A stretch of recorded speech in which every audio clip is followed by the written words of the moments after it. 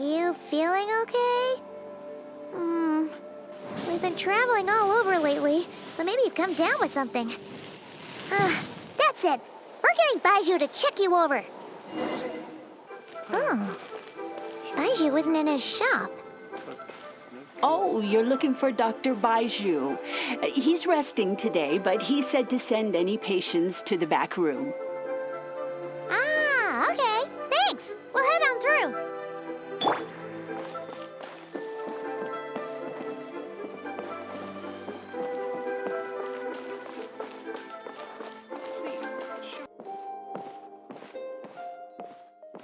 Traveler, Paimon, what? It's the Traveler. He looks absolutely beat these days. He has these huge dark circles around his eyes, like he hasn't slept a wink, and he keeps spacing out. You have to call his name several times before he snaps out of it. What do you think it is? Is he sick?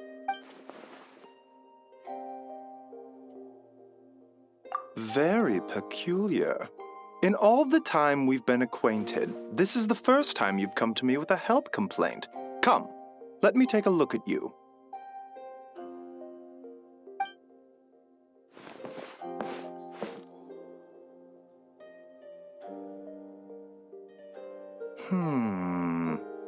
Okay, Paimon does not like that expression, Baiju.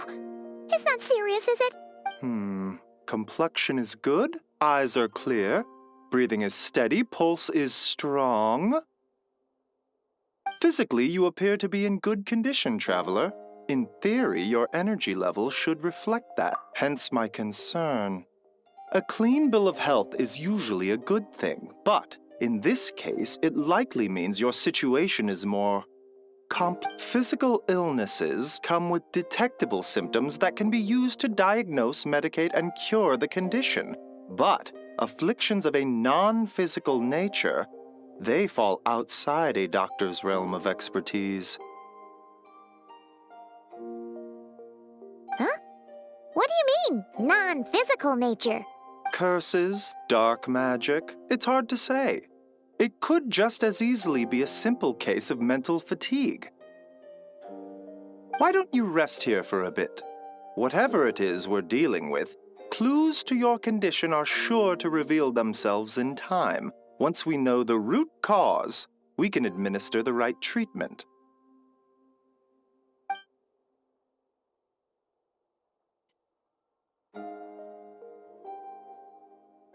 In the meantime, Changsheng and I will review the relevant literature for afflictions that present with mental fatigue.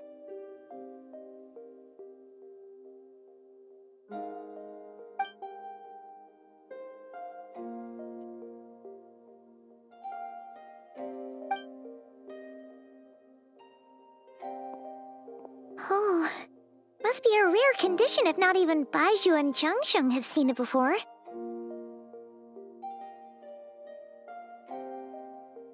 Well, all we can do is take their advice.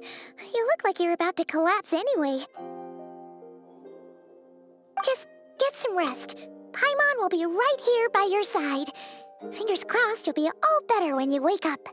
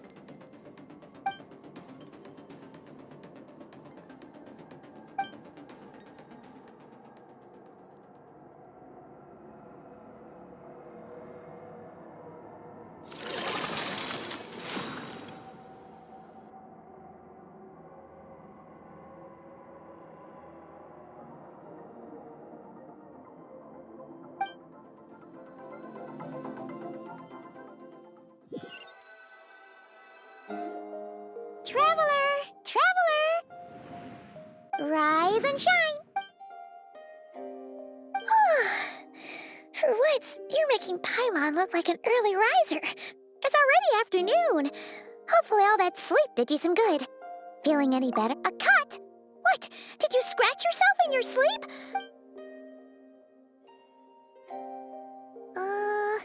Nope, nothing there. Wait, did you have a nightmare? Okay, don't panic. Paimon heard that dreams tell us what we need by showing us the opposite. So, if you had a nightmare, maybe all you need is something to cheer you up.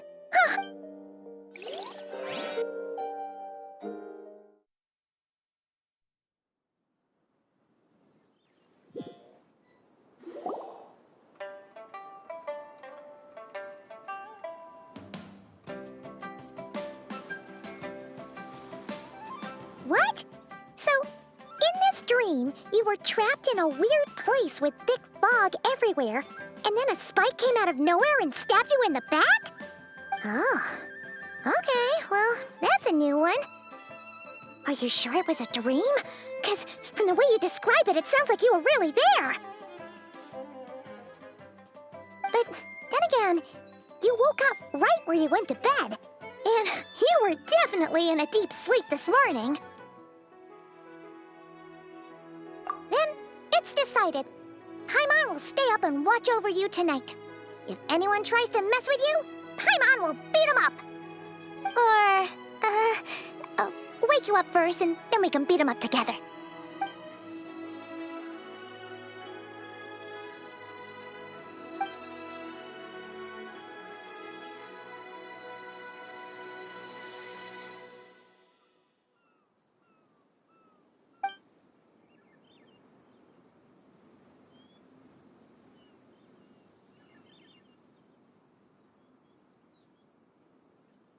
Something is missing.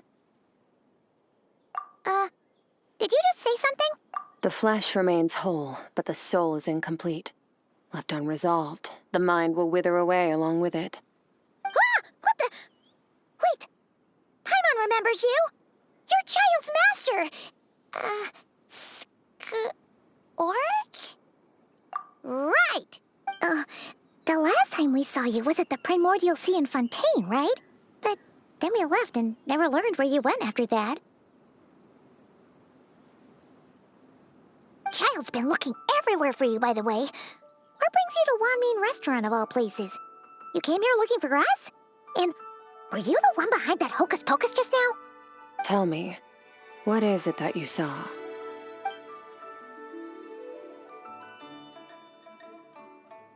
Tight-lipped, huh? I suppose that's fair. You, I'll take a glass of wine. Hmm? Oh, of course. Coming right up.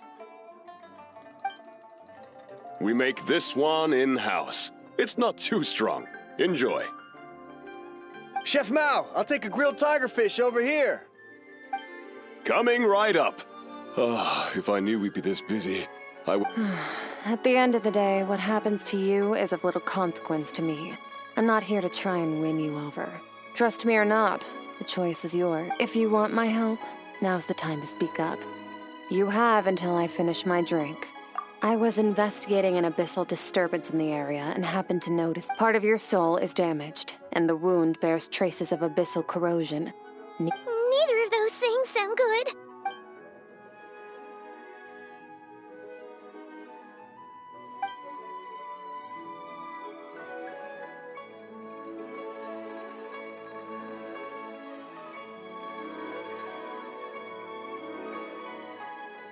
Well, should we trust her? She mentioned an abyssal disturbance. Maybe that has something to do with what's going on with you. But yeah, and that thing she said about your soul being damaged is scaring Paimon. Skirk's an interesting one, that's for sure. But from what Child's told us... 1, 2, 7, 10. That'll do. Well, have you made up your mind?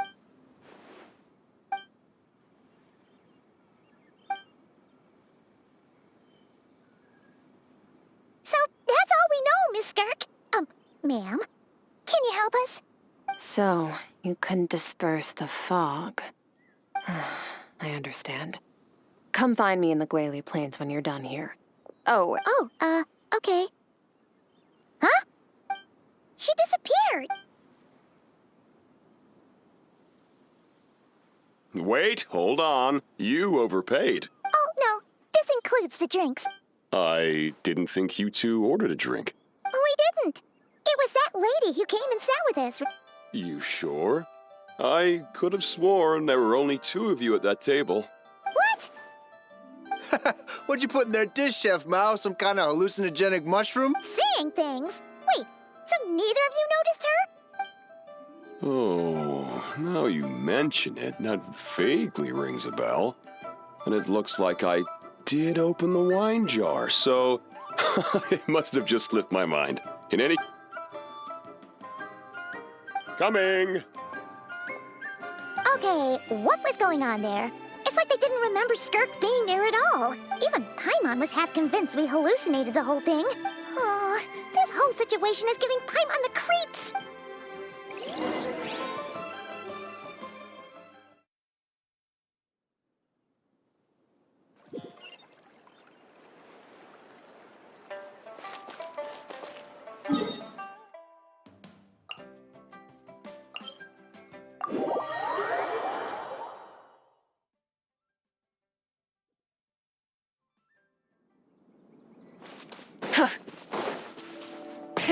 rev the engines!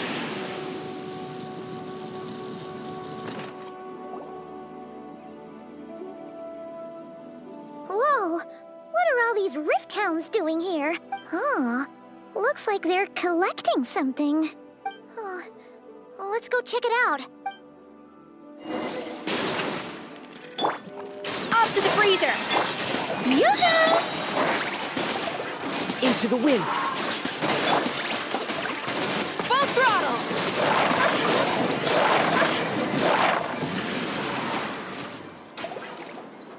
So, this is what they were collecting.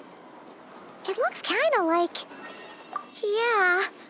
What is going on? From the moment they are born, all beings with great power have an impact on this world. Even if their body is sundered and their soul extinguished, their influence remains. Gods are the most common example of that. The remnants of gods who fell thousands of years ago remain buried deep within the earth, carrying within them a warped will and a dark curse. Together, these remnants form what you call god remains. And it appears that some of those sealed here were dug up and removed. There are traces left, but they're fading fast. What are you doing? Nothing! Just wanted to make sure you were...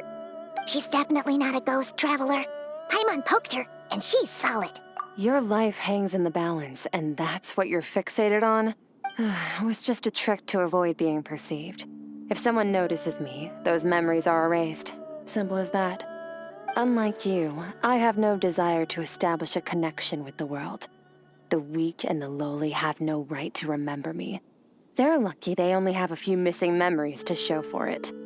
Now, can we please get back on track? Okay. Where were we? Right. The god remains. So, basically, there's now less of them here than there used to be, right? Isn't that a good thing? In our experience, god remains are 100% bad news. A lot of terrible things have happened because of them. Maybe it's a good thing by human standards, but power doesn't come from nothing. And it doesn't just disappear for no reason. The remains aren't just gone. They were taken. Very clever, traveler. You aren't the only one who had something taken from you. There are victims like you everywhere. The only difference being, you can speak. Something similar happened in Sumeru. Within the span of one night, countless consecrated beasts were slaughtered. And of course, god remains are just one of the targets. The culprit is chipping away at sources of power all over this world. Wait, you mean... the stars? Mm-hmm. 42 of them have died out in the past few months alone. In Conria, people believed that powerful individuals have corresponding Stella Fortuna. Even should that individual fall, their Stella Fortuna would not disappear, but gradually evolve into a new constellation. Yet now, stars are disappearing from the skies entirely, and it's not hard to deduce what's happening to the power they contain. Something has been leeching power from this world like a parasite steals nutrients from a host. And now, it's no longer satisfied with the remains of the dead. It wants you. This time, it only took a fragment of your soul. But next time, there's no one knows. All I know for certain is this. Getting back what you lost will not be easy. Considering how much power this entity has stolen, it must be a god-level being by now at least. But that's not the real concern. Souls are fragile things, and yours could easily be crushed if you go up against it. So... We're going to help each other. You are my ticket to uncovering this thing's true identity. Well, great! You seem super strong and, Don't get all mushy on me. All I'm doing is helping you get back to normal after a sudden crisis. And I should warn you, getting mixed up with me can have unforeseen consequences. We're on very different journeys.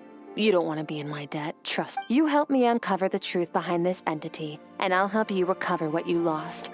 This is a transaction, that's all. You would do well to remember that. Yeesh! You'd think she'd be a little friendlier since she's agreed to help us. But nope, she's just like when we met her in the primordial sea. So cool. Well, whatever. Ah! Paimon's got it. Frosty the Lavender Melon! Anyway, the important thing is that we get that piece of your soul back. So...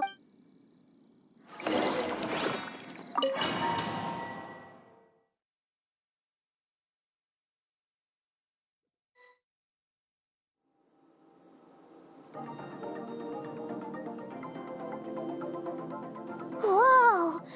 This place is way bigger than Paimon expected. Where are we? This is where I live.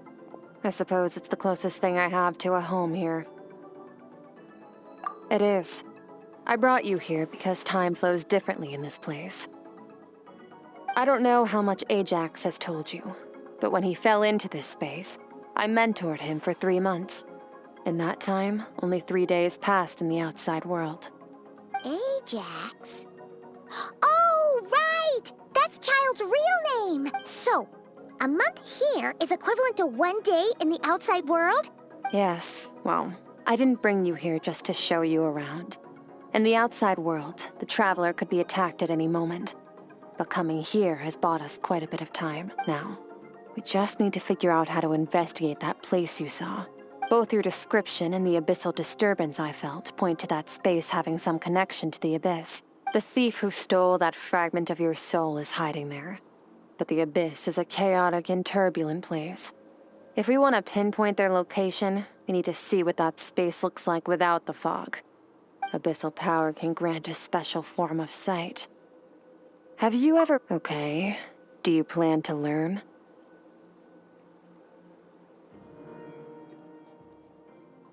That tracks.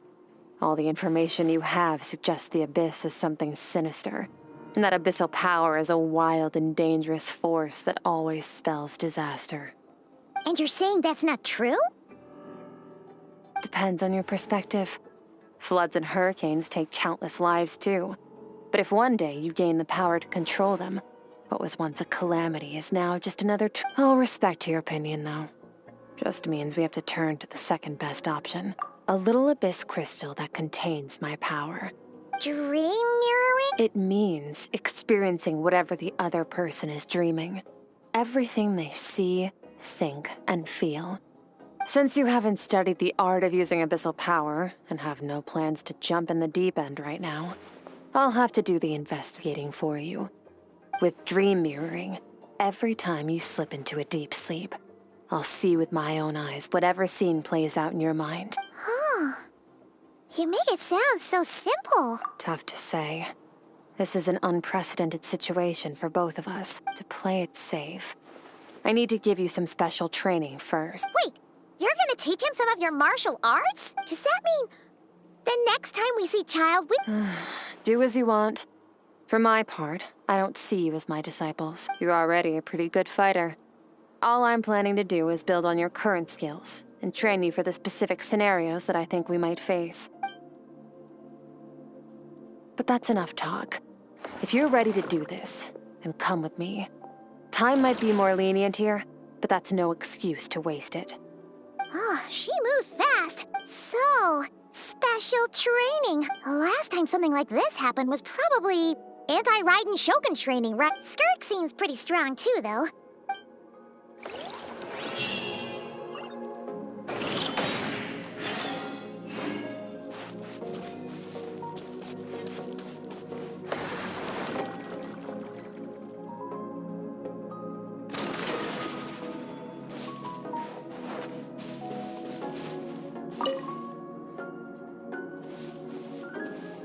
Ready?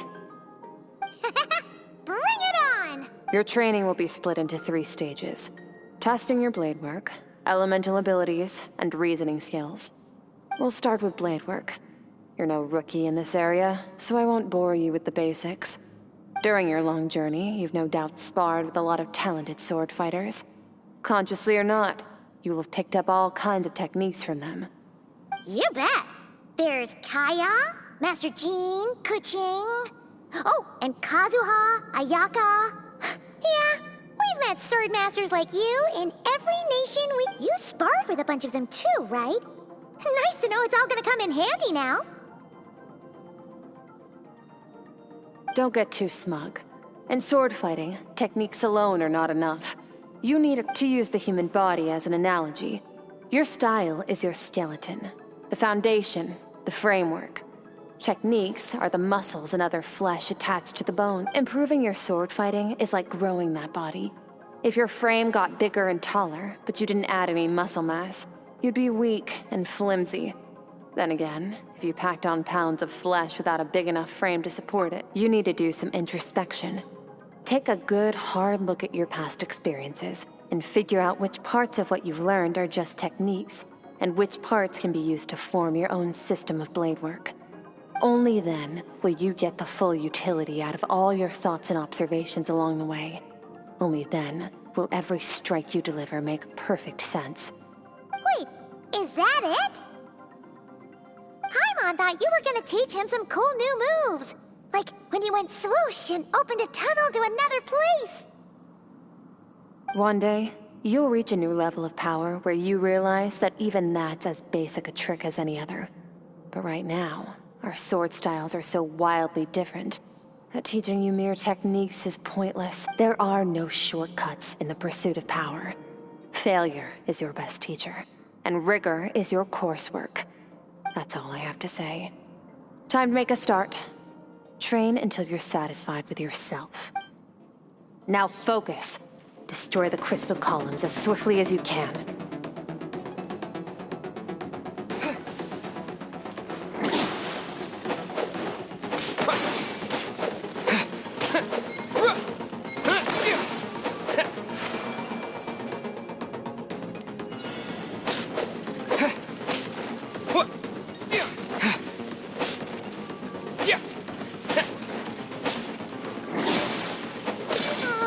This is making Paimon's head spin.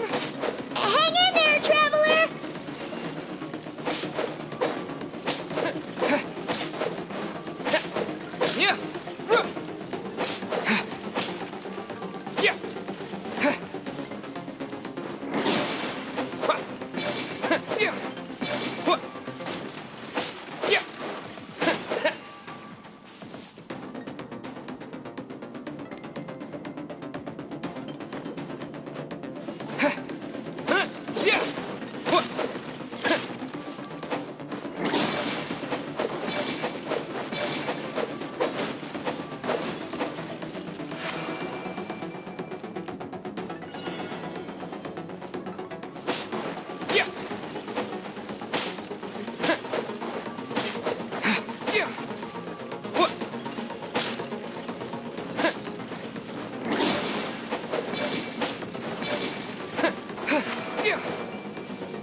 Stay calm. Use your head. You have to keep it together.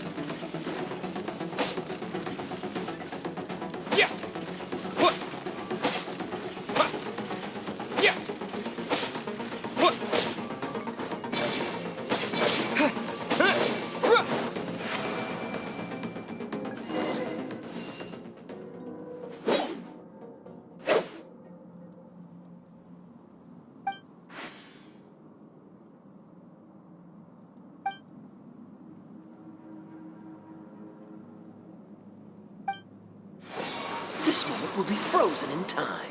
Cut to the chase. Consider a moment of true mastery that you've witnessed in another person, and ask yourself, what lies beneath the surface? What's their guiding philosophy? What's their state of mind as they maneuver their weapon? Now take that and practice it right away with speed, skill, and strength, over and over, until your hand is one with your mind. This is the only path to true growth. Step on up. Dance with the waves.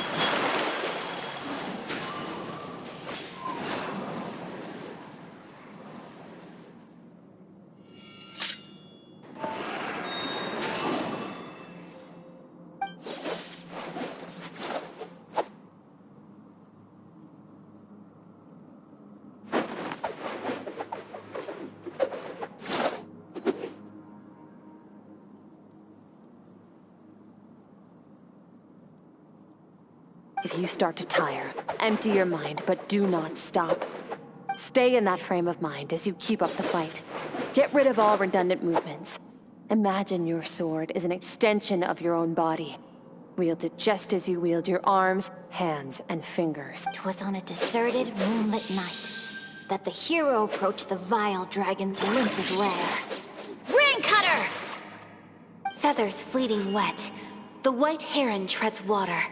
A sight without flaw. Master of Inazuma Kamisato art Tachijutsu.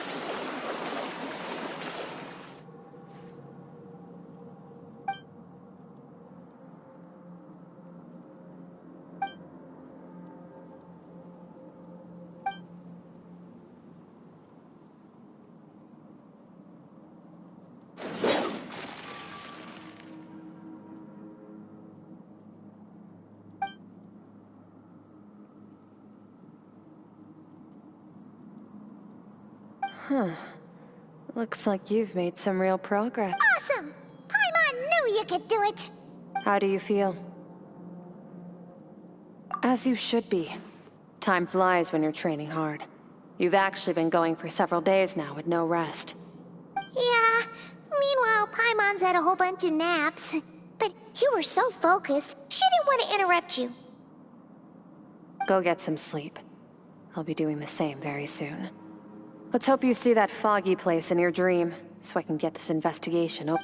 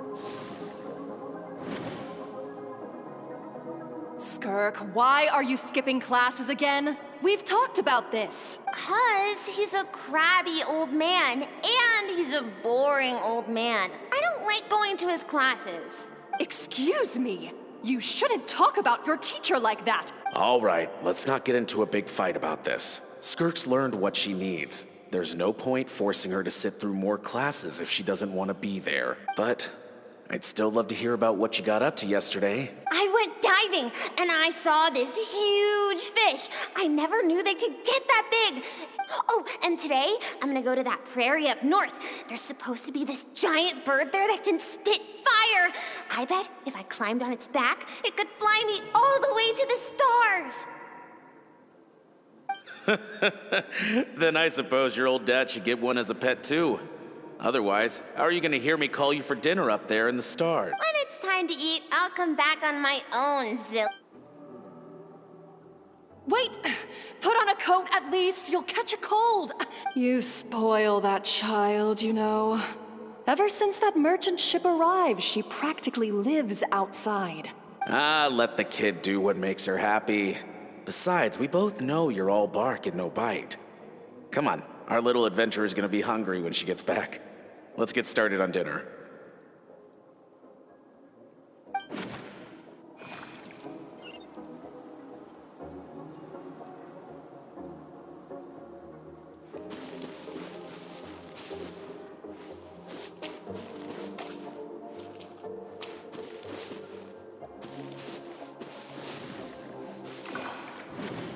The stars shimmer high above.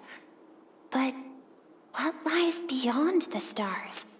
Mountains as far as the eye can see? An endless snowy plain? Or maybe buildings taller than the sky, like the people from the merchant ship said? I can't be the only one asking these questions. The universe is fascinating. If only I could meet some other people like me. We could set sail together and explore every corner of the world. I'm sick of being a kid, but for now.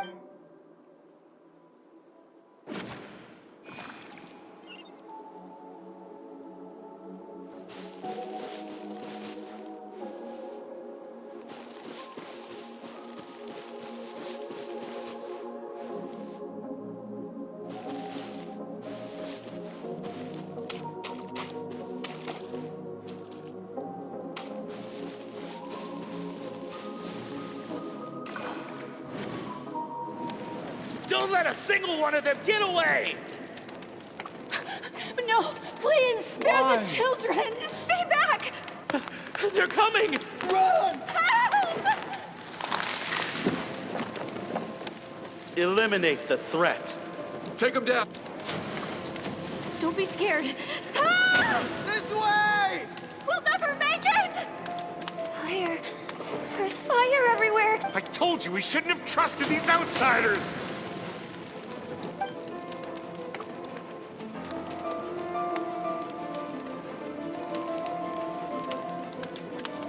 Why are you doing this? What did we do to deserve this? We welcomed you with our finest food and drink. Showed you the best our home has to offer. Gifted you cloth dyed by our own hands. And this is how you treat us? Run! Save yourselves! Captain, Zone 3 is clear and we have Zone 2 surrounded. Begin extermination. Remember the orders from upper command. No one is to be left alive. Rest assured, sir. We have enough munitions to annihilate these savages and burn their entire civilization to the ground. Good. The only ones who put up a real fight are that man and his wife, correct? We shot the man in the ankles and the wife broke her wrist attempting to fight back. They won't be doing much more fighting. To prevent them from making some kind of last stand, we're planning to clear out the other zones first so we can send a bigger squadron to surround them. Well, well. Turns out some of these beasts do know how to use their claws. Let them cling to what's left of their lives for a little longer.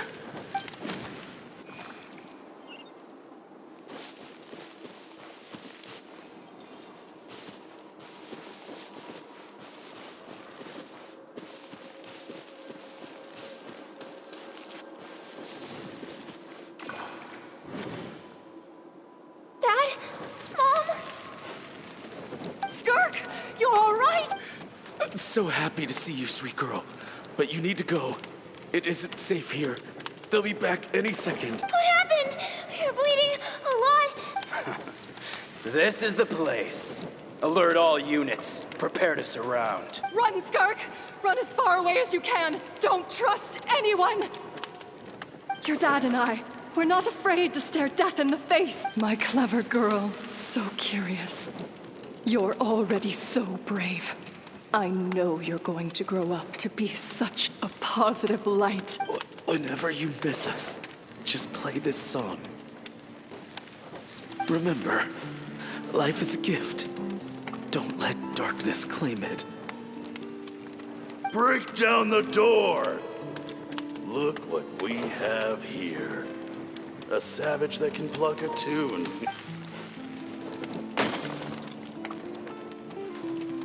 You! Stop singing! Shut it! I said shut it or I'll make you!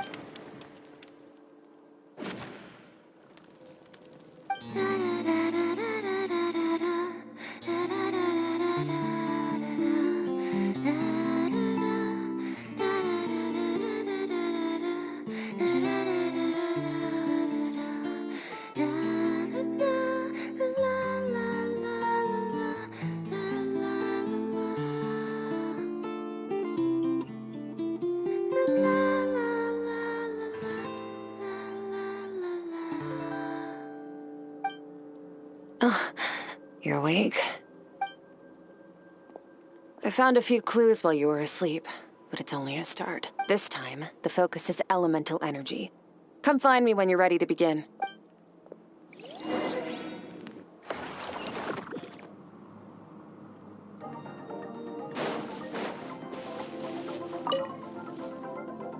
Man, staying in the abyss feels so no day and no night. It's like time hardly exists. Well, except for the fact that Paimon still gets hungry like clockwork.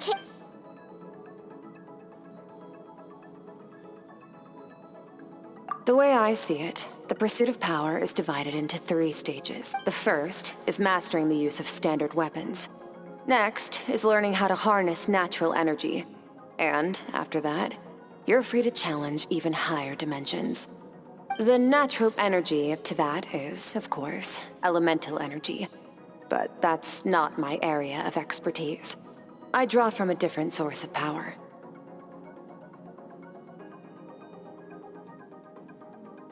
Abyssal power, yes. Also known as the power of the Void Realm. My master, Sertologi, is a true expert in that area. After all, he was one of the group of 5 that infamously stole the all-encompassing power of the Abyss. An act for which the people of Conria gave them the epithet, the 5 Sinners. The elemental energy of Teyvat, on the other hand, is derived from the power of the Light Realm. These 2 forms of energy exist in direct opposition to each other. Suffice to say, there's not much I can teach you this time. A keen observation trip. Call it respecting local norms. The Abyss stands in direct conflict with the will of this world. So, to make my life easier, I disguise my power to make it appear cryo-like in nature. It's a technique I learned from some Conrian ruins, known as the 7 Shifting Serpent. If you ever change your mind about delving into abyssal power, I can teach it to you. So I've heard. You seem to have a knack for removing abyssal power, but is purification really what's going on there? Like I said, just thinking out loud. Let's focus on your elemental training. That's what's gonna help us if the situation gets tricky. True growth comes from adversity, but only if you make the choice. So, it's time to push yourself to the limit, and then keep pushing. This is the only way to advance at pace. Use the power of Animo to clear the field as fast as you can. Windblade!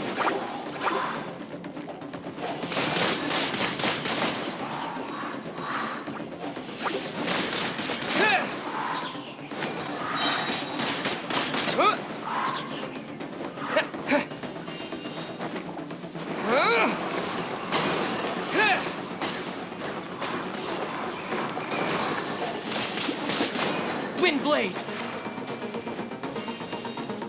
Observe your surroundings. Look for things you can use to tilt the scales of success in your favor.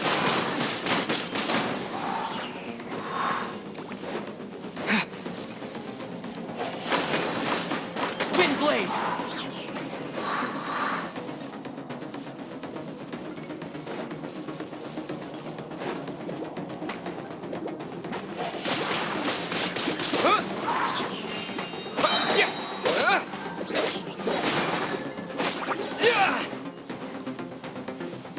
With the wind!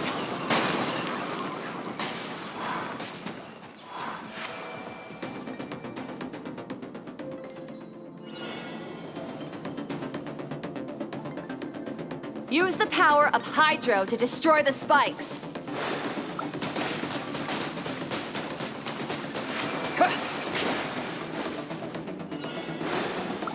Faster. Don't give them a chance to strike you. You need to be quicker than you were in your dream. You can't afford another injury like that.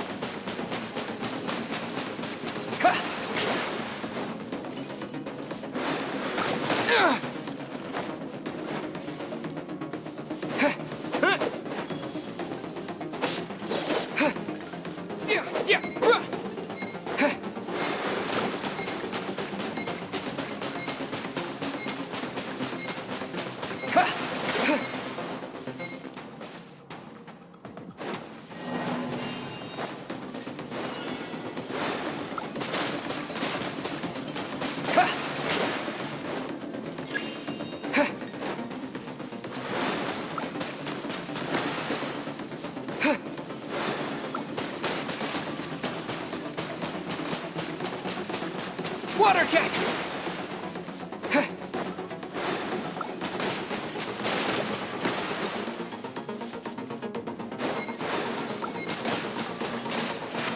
Go!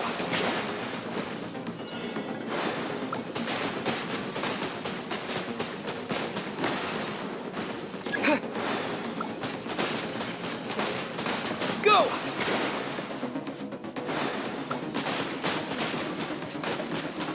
Water jet!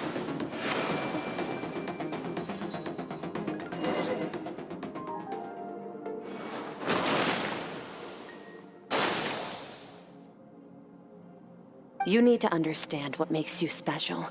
The ability to wield elemental energy without a vision and switch between the elements at will. It means your aspirations need no approval from the gods, so be bold. Do not be afraid to chart your own path.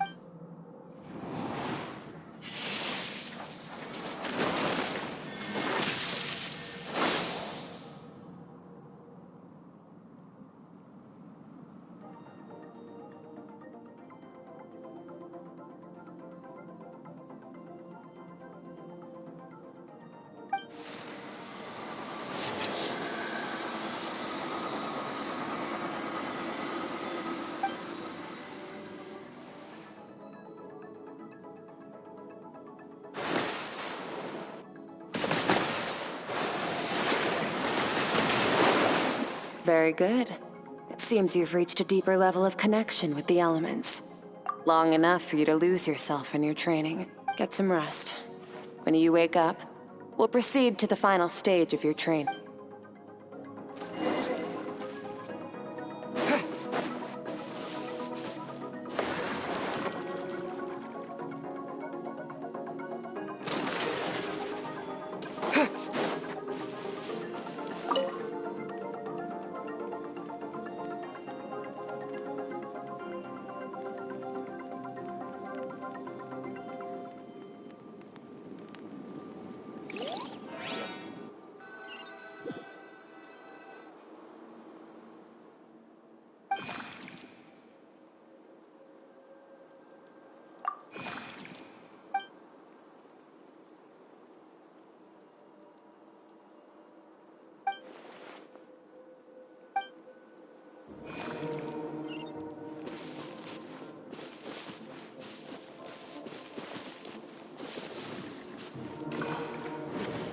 What is the secret to power?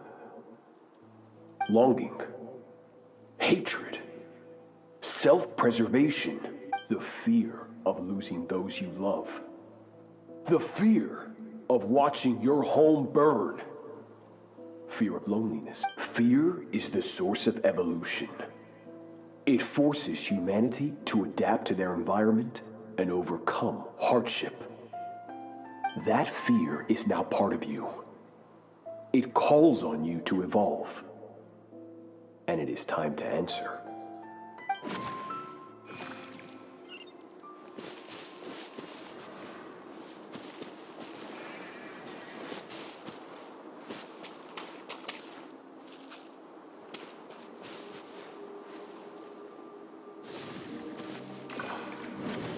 Any minute spent missing home is a minute wasted.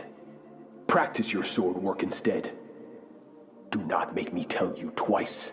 But, Master, I can barely lift the sword anymore. If I keep going, I feel like my wrist is going to break. So it has not broken yet. Then pick up your sword and keep practicing until it breaks. I want to hear the cracking and splintering of bone. After all, bones can always be reset.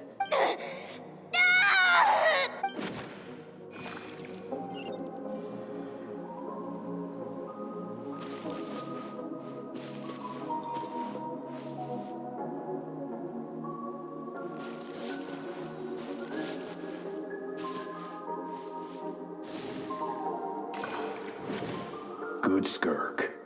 Once again, you survived. Cold and pain. These are signs that you are adapting to the abyss. Each time the flesh is torn and the spirit crushed, each time you claw back from the brink of death, you become stronger. I now understand why these people sought to destroy your homeland.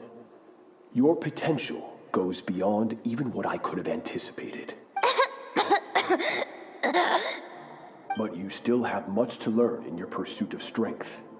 You must learn to shut out all the pointless emotion, crush the self that makes you weak, and become master over your physical form. Get up, Skirk. Wipe the blood off your face. Cut away the rotten parts of your flesh, and mend what is broken. Yes, Master.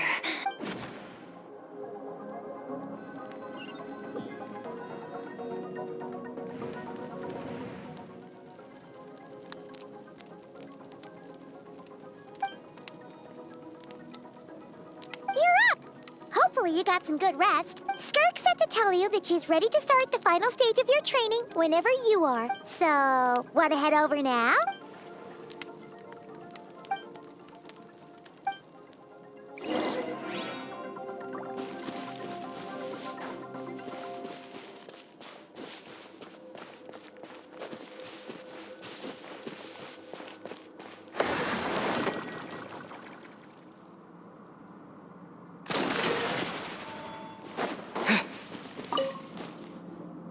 From your training so far, you have gained better command of the sword. And more, that's only part of it. Experience is the real teacher. Your journey, the friends you have made, the dangers you have faced. These have taught you. Now, it's time to focus on how you react under pressure. You must be able to think rationally, even in unpredictable combat situations. To simulate this, I'm going to attack, and you're going to block. Ready? Not bad. Just like your sister. That reminds me. You still don't know what happened to her. Hey, no fair! You think every opponent has the same moral code as you? You can denounce their deplorable methods all you want, but only if you live to tell the tale. The dead don't get to complain. Strong emotions will always arise in combat. Anxiety, anger, fear. But a true warrior is never at their whim. Only when you are free from the influence of emotion can you make the right choice. How amusing. Almost sounds like you think you know me, but you don't. You can choose your own path. We are not the same. Let's begin. Try to use reason over emotion. This is your final training session. Look alive. Same drill as before, but this time I'm going to interfere. Hold your focus.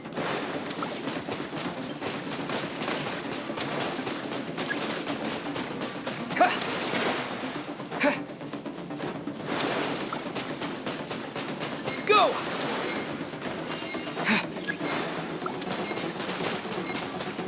Water jet!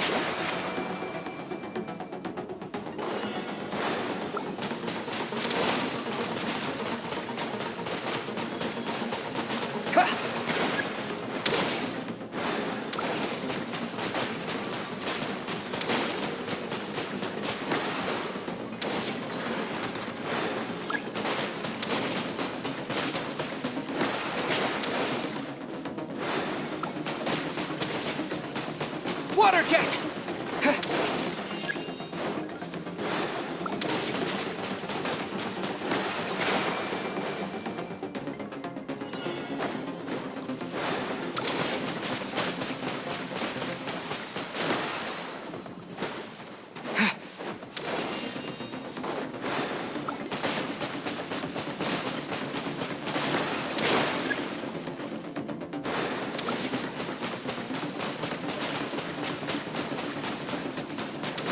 Go!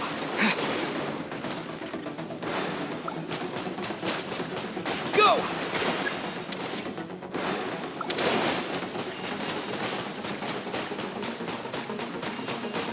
Go!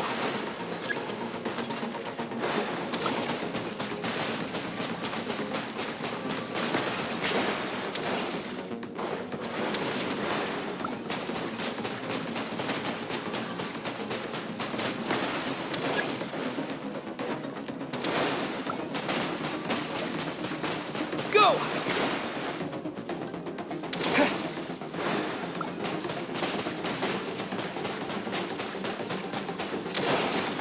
Go!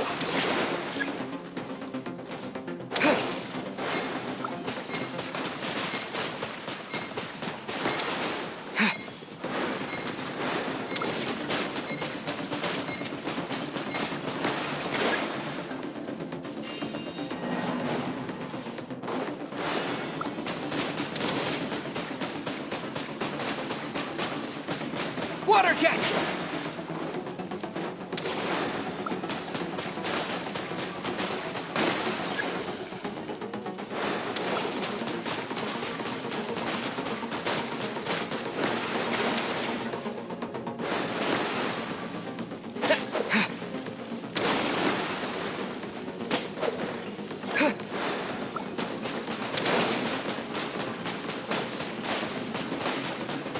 Water jet!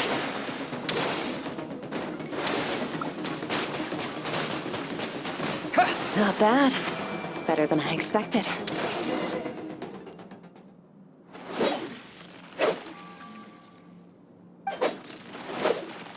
You're getting the hang of it. The first step to controlling your emotions is controlling your mind. You want a unified train of thought. It all comes down to focus.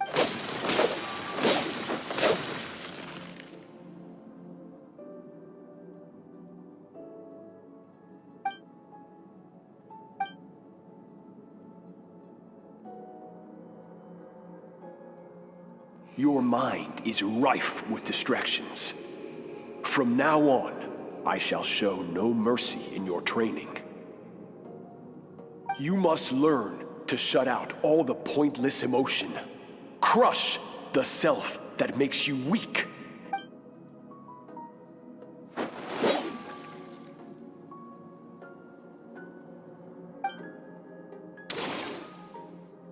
Stop. Let's pause here. One look, and I can tell your mind has wandered. That's to be expected. There's a limit to how long a human being can concentrate on one thing. Get some rest. No point training further if you're already dead on your feet. You managed to push past your limits, which is a good start. You can be proud of that, and sleep well knowing that you've earned it.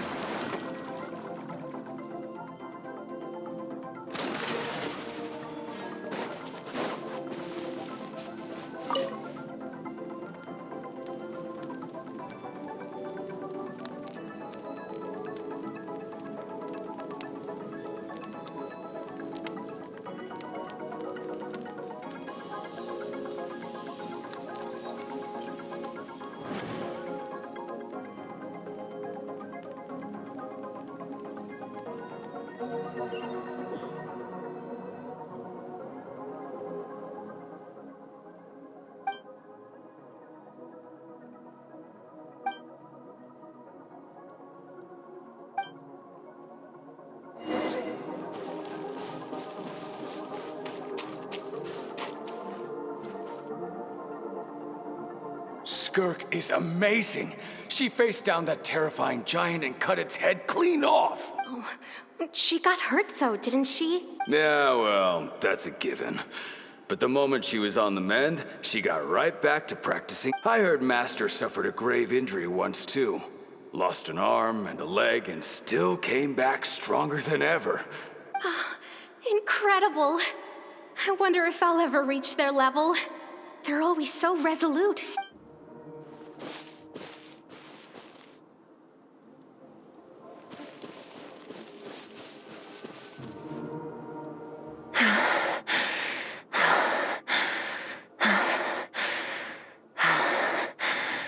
Pathetic. You're not even trying. You're so much weaker than you think. Skirk, have you become a positive light in this world? Do you even remember how many of us perished in that fire? How many bodies were left to rot on the scorched earth? Yet you alone live on. Keep your gaze fixed on your blade. You don't deserve to rest. I have so many questions. I just want to jump in a spaceship, explore the whole universe, and get answers from the stars. I just need to wait till I'm grown up. Then I can do anything. Now, you must bid farewell to who you were in the past and become someone stronger. Run, Skirk, run! Only death awaits us here. Keep running, and don't ever look back.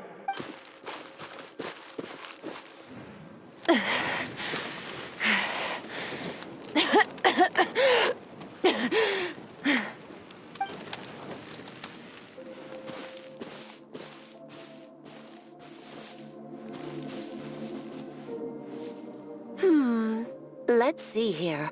First things first, you need a new identity. Going around telling people you're from somewhere beyond the stars won't do, now will it? As the Conrian saying goes, venturing out into the universe and down into the abyss are the same in that both are braving the dark unknown. Well, I'm a visitor on this planet, so I'll follow the rules. Ah, splendid. I know the pursuit of strength is important to you, but taking a moment for yourself every once in a while is...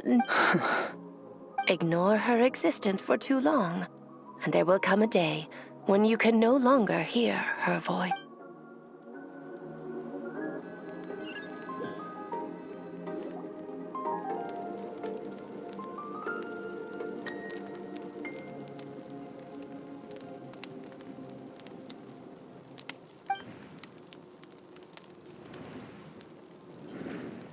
You're awake! You must be starving, right? Ta-da! A barbecue feast just for you! Of course you are! That's why Skirk and Paimon got this all ready for you. Ah, well, if you're around someone long enough, it's bound to happen. Here's an idea. Let's save the chit-chat until after the meal.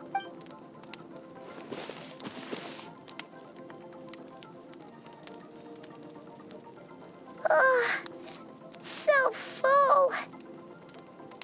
Okay, it's Paimon's turn to sleep now. Wake her up when it's time to go.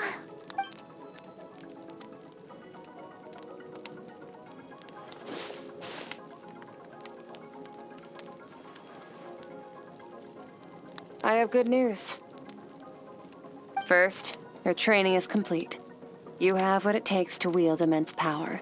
Now it's just a matter of putting it into practice. Continue to learn from your journey and hone your skills against formidable opponents. Second, I've located the culprit we've been searching for. Next, we just need to retrieve the missing part of your soul. When Ajax trained with me, he once told me he was bursting with questions. You and I may never meet again, traveler. So if there's anything you want to ask me, now's your opportunity. Okay, not the angle I was expecting.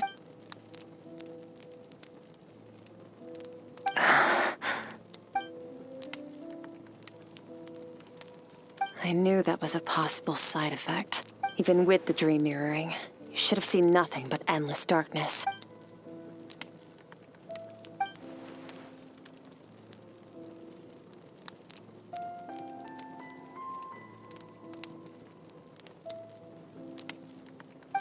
whatever. Must have been a flaw in my execution. I shouldn't be too surprised. Due to some recent circumstances, my self-control has been lacking as of late. Since you've seen what you've seen, there's no reason to hide the truth. No, I'm not from Teyvat. I'm from a different planet. And there was a time when I journeyed through the stars. A lot like you in some ways. No, we're different in that respect. You're influencing the fate of this world. But me, I'm just passing through. Several hundred years ago, my master, Sertologi, opened the border between worlds and sent me here. But this is not my home. And one day, I'll return to the vast unknown of space.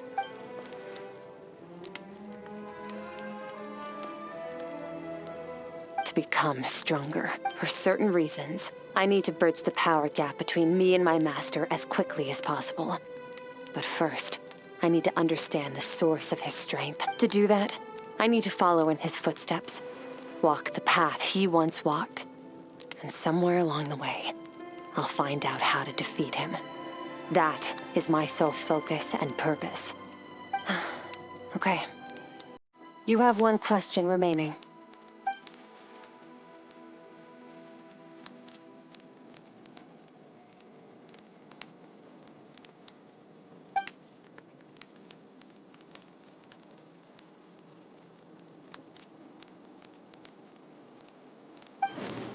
You make it sound so easy. Ever since the incident I experienced there, I've never stopped searching for Master Skirk, but it's been years now, and I've still found nothing. Well, your last question? Ajax, his situation is different than yours. Before you ever crossed paths with me, you'd already encountered many formidable people, studied their techniques, and developed your own skill set. So, during your training, all I had to do was build upon that foundation. But Ajax was so young when he came to me. Children can't help but imitate their role models. Once Ajax has enough strength in his own right, I will allow us to meet again.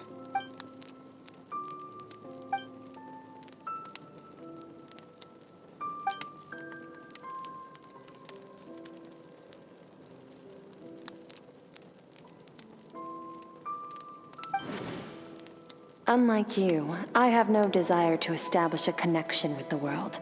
The weak and the lowly have no right to remember me. Wake up your companion. It's time to go. Oh, and everything I just told you, best keep it a secret from...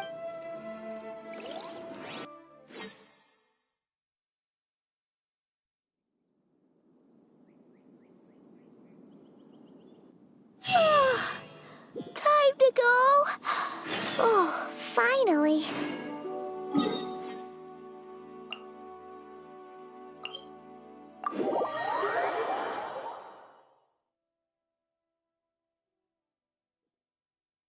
Where are we headed? Just follow me. I'll open an abyssal rift close to the culprit's location. It will take us to where he's hiding.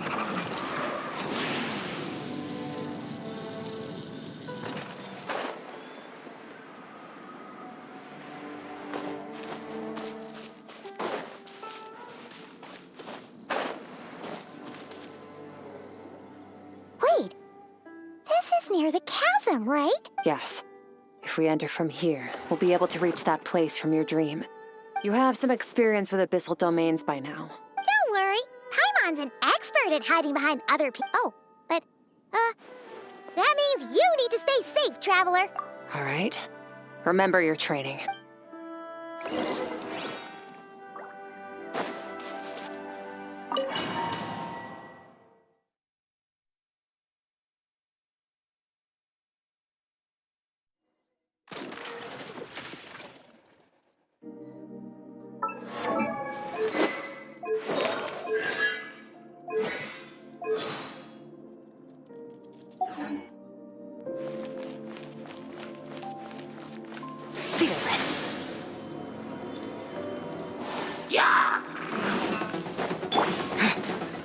Bombs away!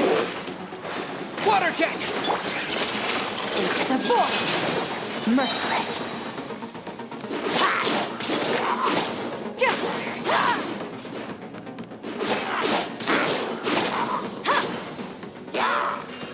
Merciless.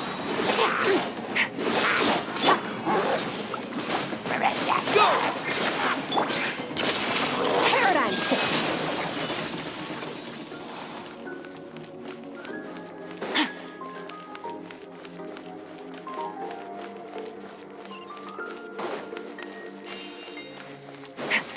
Whoa! Look at all these spikes! Careful! Don't get hit! You know what? Paimon's just gonna float behind you. Come on, you got this. Never star goes out. Merciless.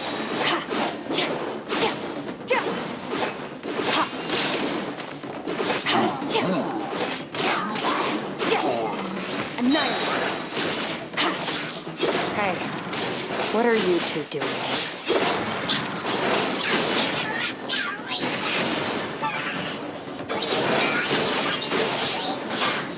Dusty, like an abandoned house. Let's press on.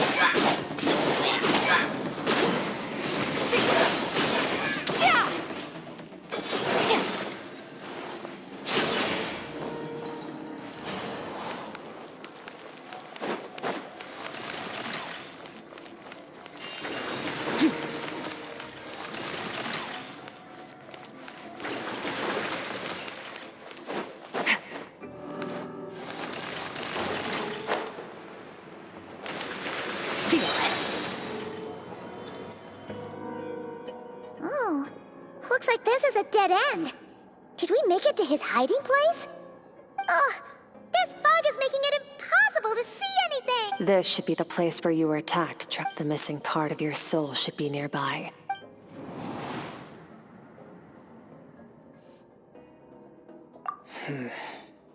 Our opponent must have covered his tracks just in case. Otherwise, you should have sensed it much more strongly. Hold on! Look! The spikes are back! Stay calm. Let's hold back a little. Give our enemy some wiggle room so we can see what we're dealing with. If you're too reckless, we might be playing right into his hands. Our enemy took part of your soul for a reason. It's likely he integrated it into his attack somehow. If we're smart about this, we can track it down.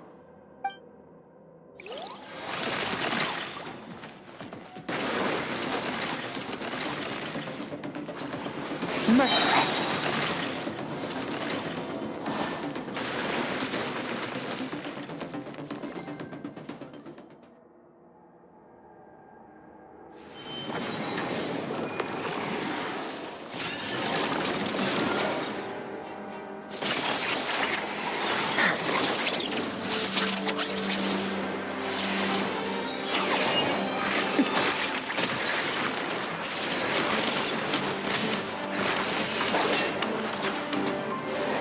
From the start, the attacks have been focused on me.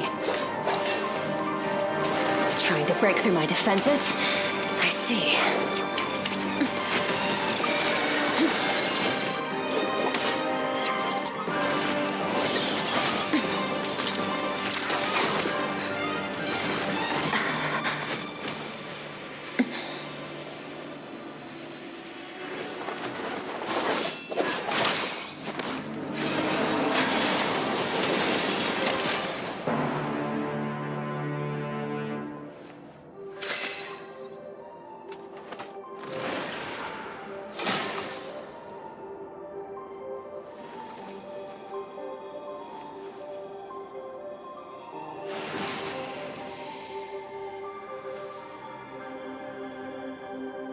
There. I got it back. Traveler! Skirk! What happened? It looked like Skirk just got... In the Guili Plains, you asked me why this enemy chose you as his target. Now, the answer is clear. It's not just the fact that your strength is impressive. It's also because of your ability to, as you put it, purify abyssal power, whatever that actually means. The fact is, that ability allowed him to do something that should have been completely impossible. Namely, break through my defenses and steal my power. No, he couldn't have known I'd come to his domain. Call it fate, if you want. I believe that's the term they use in this world for arbitrary coincidences like this. In any case, it works to our advantage. Once I realized what he was using that power for, I'll cope. Well, done gorging? Good. Time to answer some questions. How did you get the power of the all-devouring narwhal? The all-devour? Oh, of course! Paimon knew that spike thing looked familiar. It looks just like that narwhal's horn! I highly doubt you acquired that power through your own strength. Tell me I'm wrong. You're desperate enough to scour the land for god remains and whatever vestiges of power you can find. That alone proves you wouldn't be able to defeat a creature like that. Which leaves one possibility. You know my master, the Foul, Sertologi. The Foul? Who dares call him Foul?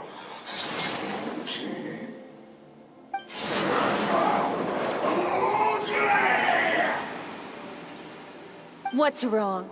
Bit off more power than you can chew? You're struggling to hold a basic conversation. Just a little longer. I'm still... Look! It's back! Those obsessed with power will let it devour them before abandoning their pursuit. Keep calm and use reason to decide the best course of action.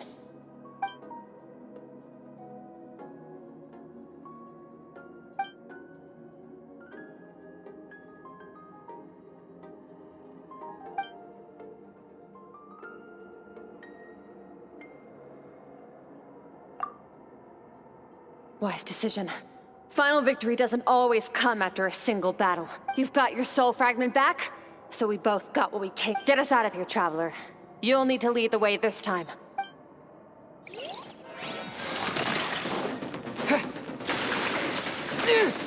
Skirk, is your shoulder gonna be okay? The wound is minor. It'll heal in no time. You should focus on getting out of here alive instead. Yeah!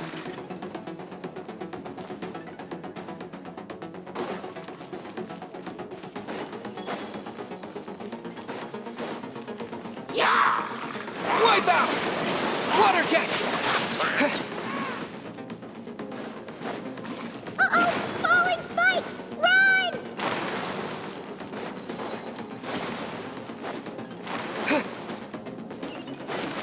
Water jet!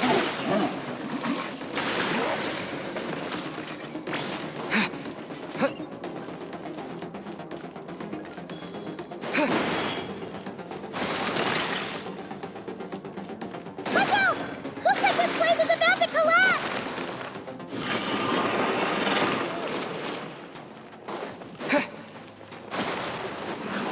So, this guy's power has something to do with the all-devouring narwhal. Did you know that all along, Skirk? I had my suspicions.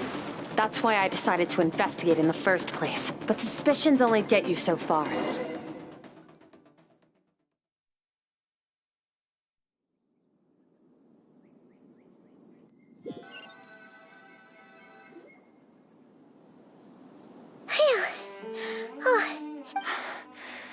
I no longer sense his weaklings like him will find that my power is not so easily controlled. He won't be leaving that place until he's managed to digest it. You seem surprised. I suppose that's fair. You've seen but a fraction of what that whale is capable of. That gaping maw could swallow a planet whole. It's called the all-devouring narwhal for a reason. Yeah. When we had our run-in with that thing, Neverlet mentioned that it has an instinct to devour. Your dragon friend recognized the nature of its abilities and used the power of Hydro to protect you. It's a different story when it has no more power to feed off of. That's when its true voracious nature kicks in. It could devour everything on the planet in that state, which is why I cast it into that void space. But I hadn't counted on there being anyone left on this planet capable of wielding its power. Exactly. It told me everything I needed to know. Hence why I said we both got what we came for. And I believe that brings our transaction to an end. Now that you're whole again, you can get back to your own journey. I'll handle the rest of this situation No way! We can't leave now! Something was stolen from you because of us. This isn't my first taste of failure or losing power. When you fall, you get back up again and become stronger. That's how it is. But what if that monster finds you before you're all better? Plus, how are you gonna get home? It's not like you can just go swoosh and open a door to the abyss again. So, sticking with us for the time being doesn't sound so bad, does it? Fair enough. Then take this. What is it? A bag of Mora. Nothing in this world is free. I know that much. I'll leave the planning to you. Hurry up and decide where to go. We should take Skirk somewhere she can rest. But where?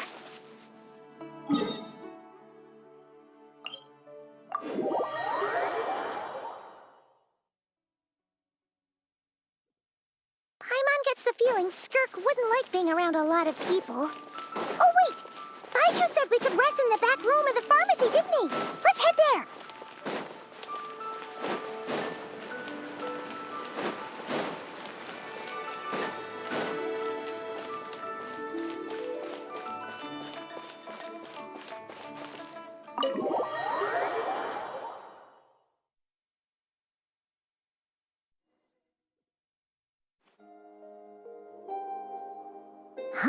This bag from Skirk has a ton of Mora in it. Does she have a job or something? Wait, no. After what we saw at Wamin Restaurant, that seems impossible. Can you imagine? It would go something like, I'll be collecting my paycheck now, boss. Oh, sure thing. Wait, who are you? Have we met? Can't hold a job if you make everyone forget about you. So, what did she do to get all this Mora? Claimed some buried treasure, took care of a few monsters that were causing trouble. You heard all that? A sonorous voice like yours is hard to miss. I wouldn't be surprised if the sound of it traveled to the nearest mountaintop. Then, did you by chance happen to hear Paimon's little, joke earlier? You mean when you called me Frosty the Lavender Melon?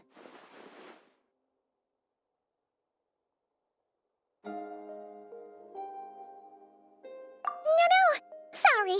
Paimon totally misspoke just now. She didn't say that at all. It was, a Paimon lookalike. Yeah, she's a piece of work, that one. Always okay, fine. The truth is, Paimon didn't like you all that much at the start. But things are different now. You helped the Traveler in a big way, so... What do you say? Friends?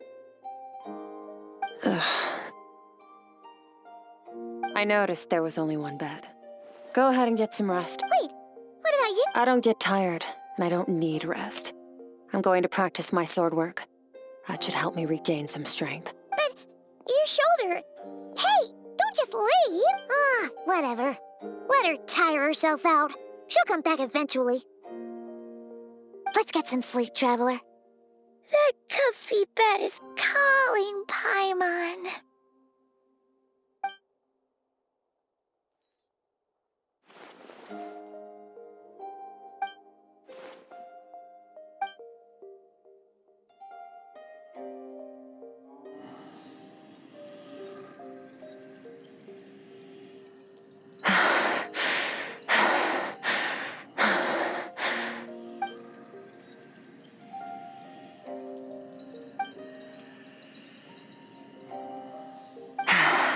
Quiet.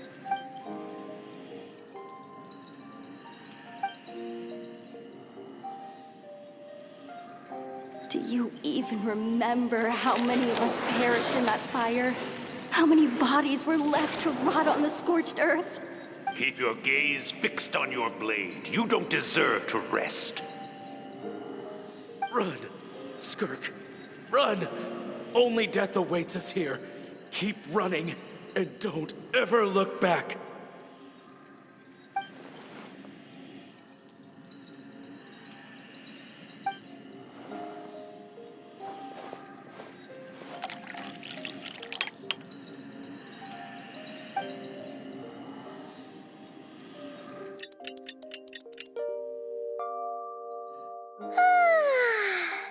Getting an early night's sleep is the best.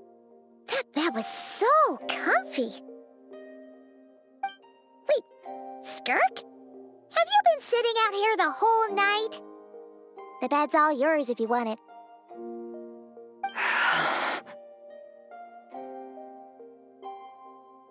About 60%. Whew! Paimon thought it would take at least a couple of days. That was fast.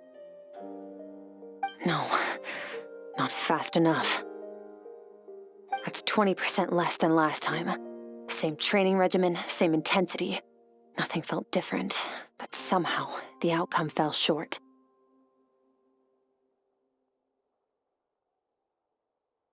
No, I think the problem's with me. I need to meditate for the next 2 days. Deep introspection should help me find the issue. Ooh, sounds intense. Thanks. See you in 2 days.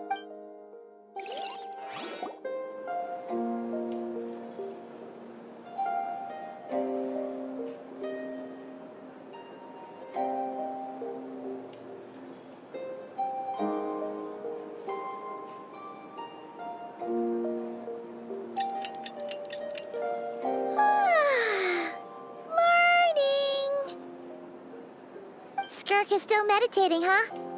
It's been 2 days already. Shouldn't you... Paimon can't think of anything we can do to help. Be right back.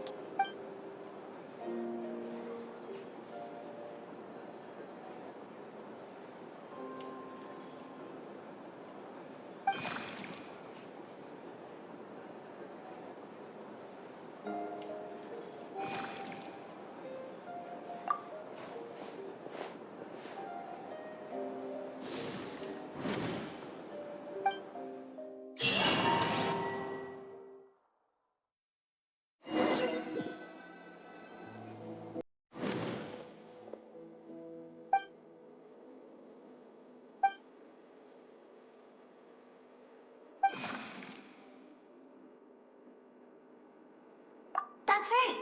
This is Skirk's inner world. This isn't your first time here. But what you remember is probably a space covered in darkness. I only managed to illuminate a small portion for you back then. Actually, it's my first time talking to someone like this. I only managed to break free and bring you here because the injury weakened her power. Call it fate if you want. Now, before I take you to her, I gotta ask. You're the first outside visitor to ever come here. So, you noticed. This river represents Skirk's strength. Strength accumulates over time. It is the summation of a person's lived experience. But, as you can see, this river has been severed numerous times, and all she sees reflected in the river is a disgraceful shadow of who she was. She cuts through water and rock with the sword of reason.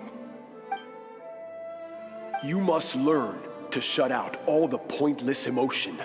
Crush the self that makes you weak. This isn't my first taste of failure or losing power. When you fall, you get back up again and become...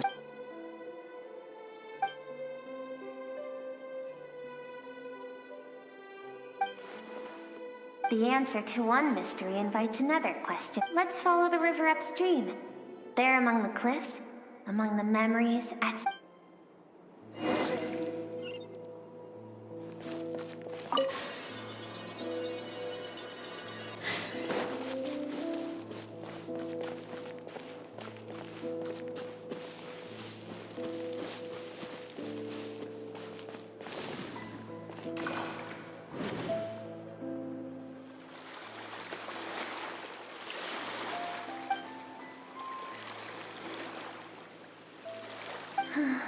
I've always thought that, even when falling leaves don't come from the same tree, they can still form bonds of kinship when they meet. Like meteors, you both made a journey through the stars. Both travelers who have landed on a planet that is not your home. Yet, when she first noticed your...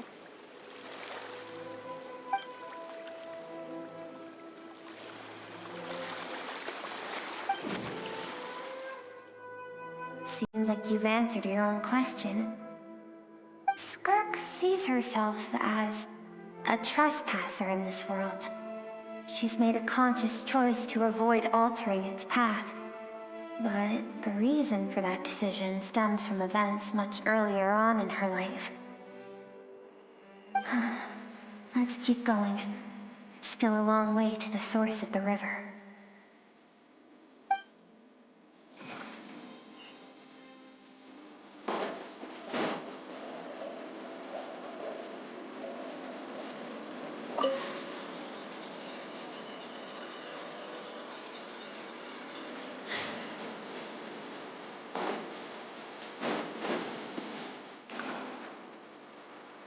You now have what it takes to wield immense power.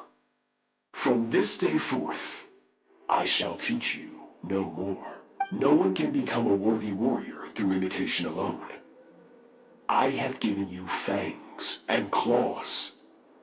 Now, you must learn to hunt. You wish me to travel the world beyond on my own? Indeed. Make new friends. Embark on your own journey. And piece together a new future from the shattered remnants of your past. We will still have contact through the abyss. But know this. One day, I will take the life you worked so hard to rebuild and reduce it to ashes. Why? I have told you before. Fear is the catalyst for human evolution. You have tasted loss. You have known fear so deep it can be felt in the bones. But as living beings, we all have an instinct to detach from that which harms us. And thus pain dampens over time. And the acrid taste of fear becomes but a distant memory. Yet now, I have bestowed upon you the gift of fear eternal. It will drown you in the nightmare of your childhood.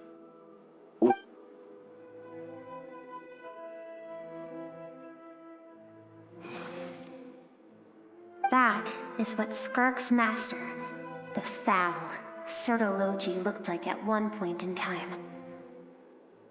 Of course, as a higher being, physical form is a triviality to him. He could appear as a beast, a human, or even a monster that defies description. The form you see him in here, clad in abyssal armor, is the one he usually wears when traveling through the stars.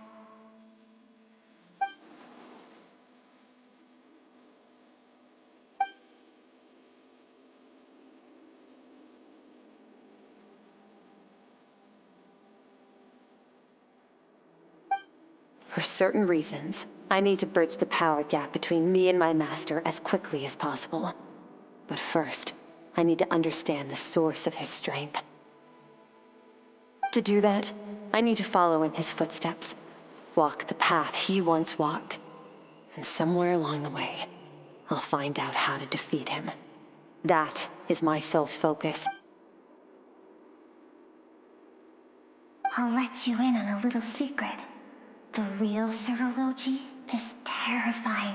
The scope of his power is impossible to understand until you experience it firsthand. It is absolute. The power to crush all things. Shall we keep going?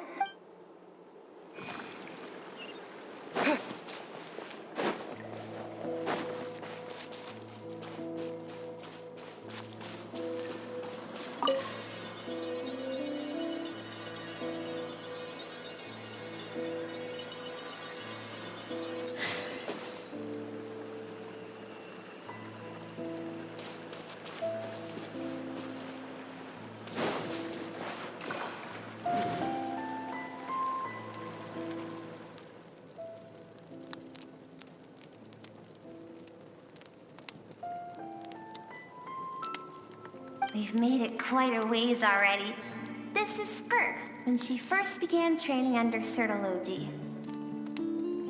I have set your broken wrist. Tomorrow, you're to train twice as hard.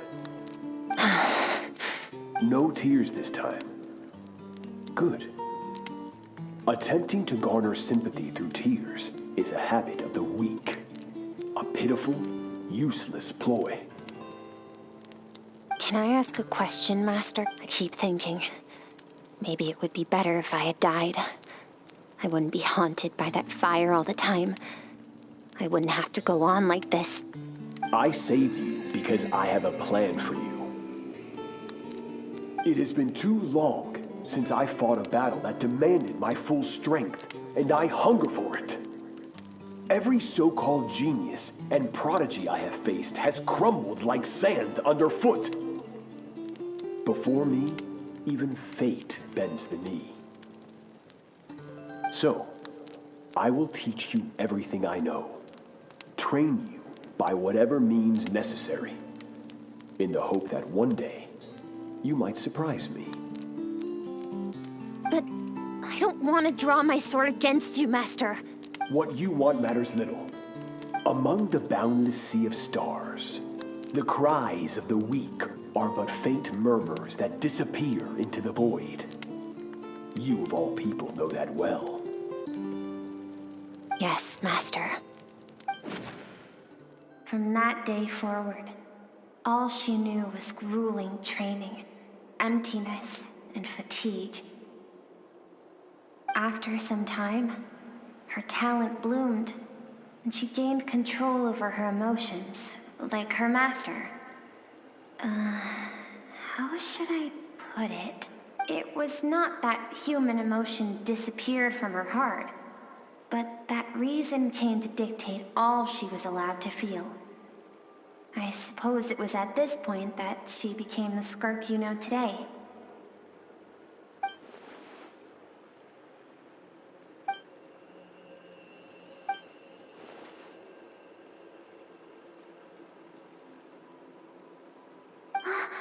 We're nearly... I almost don't want to reach the end. Well, shall we?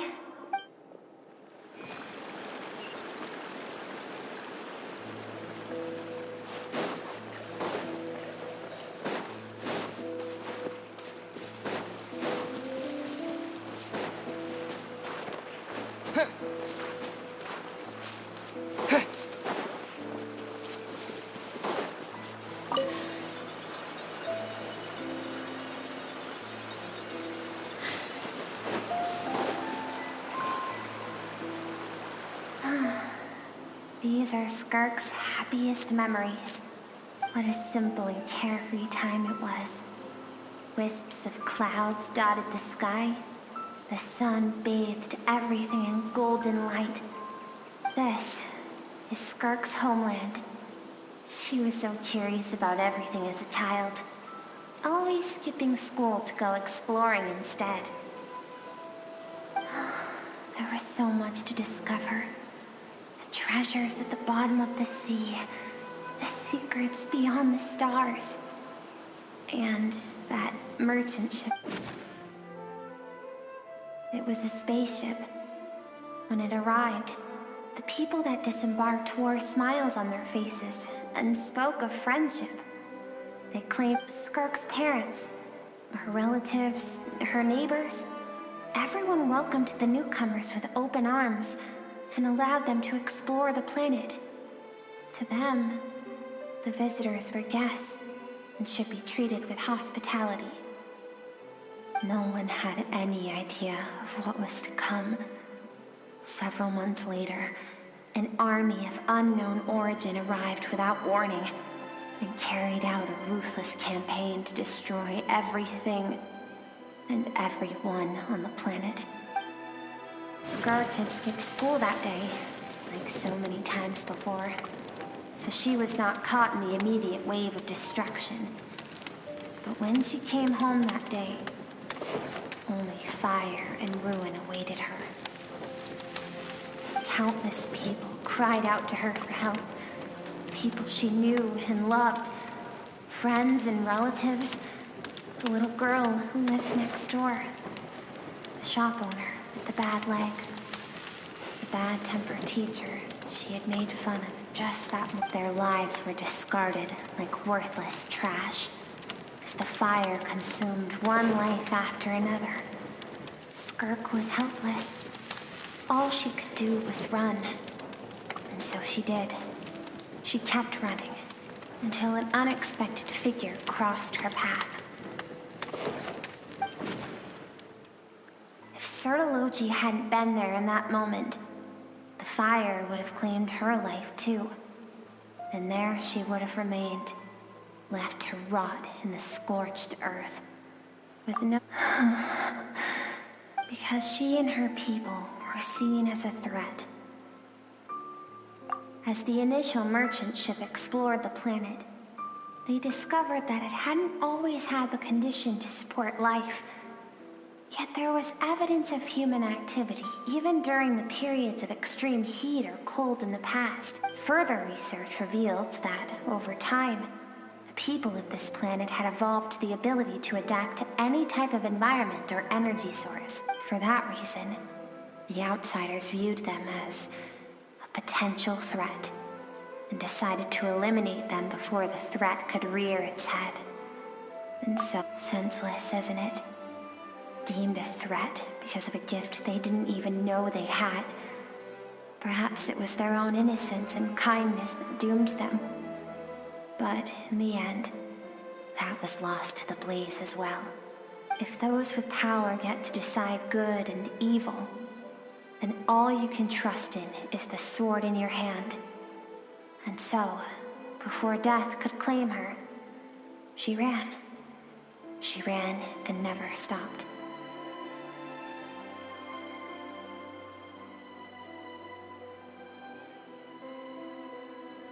No one wants to relive their most painful moments. Well, that brings us to the end of the story. This is as far as we can go. Skirk is waiting over there. For both of us. Let's go to her. It's time to fulfill my purpose.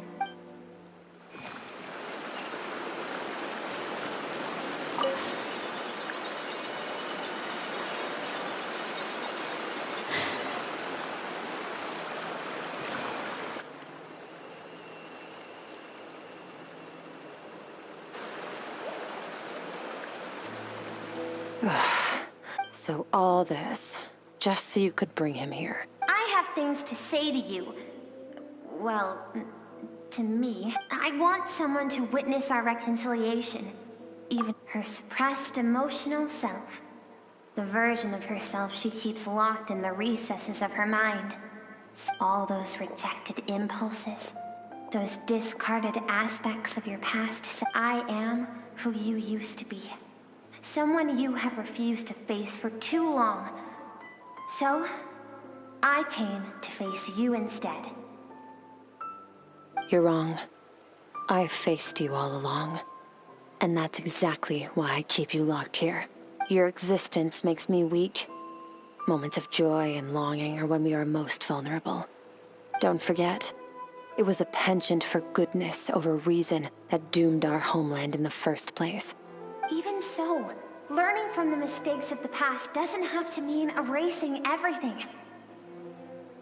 Strip yourself of your so-called weaknesses, emotions like kindness and empathy, and what makes you any different from the ruthless soldiers who slaughtered our people? The difference is that I'm doing what is right. I allow you to exist, but with limited freedom. I've shouldered everything you couldn't carry. I rose above the numbness and emptiness, and it was cold, unfeeling reason that brought me this far. It made me who I am. It made me strong. That is the problem. I want to shoulder those things together. On the grand scale of the entire universe, maybe our feelings are vanishingly small, but why should that mean they don't matter? Emotion gives warmth to the cold expanse of space. Think back to those nights of gazing at the stars. Those afternoons of exploring the unknown. Think back and let them grant you peace. A brief respite from the pressure you put on yourself. That isn't what we need. It's exactly what we need. Aren't you curious about why recovering your strength has taken longer than normal this time? Finally, you get to the important part. That is the only answer I came here to find. Then look around. You cast aside your dreams and curiosity. And in doing so, you lost your original motivation. Now, the only things driving you forward are fear and survivor's guilt. But these cannot take you far enough. And so, this river, the source of your strength, grows more polluted by the day. And you think that means I should seek help from a weak little thing like you?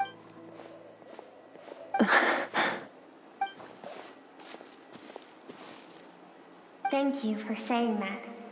I knew bringing you here would be the right choice. To be honest, I'm not here to argue with you. This isn't about who's right or wrong. And in fact, I agree that in order to make it through the wake of that tragedy, but what is right at one point in time isn't always right forever. I know you will never forget that fire. I know the fact that you were the sole survivor fills you with guilt. And I know that among the voices that haunt you, mine is there too. Because deep down, you know that you didn't turn out to be the person you wanted to be. All those unfulfilled hopes are like knives to the heart. And I don't want you to hurt anymore. So even if you can't accept me, I hope, at least, that you can let go. I keep thinking, maybe it would be better if I had died. I wouldn't be haunted by that fire all the time. Your dad and I, we're not afraid to stare death in the face, but we need you to survive.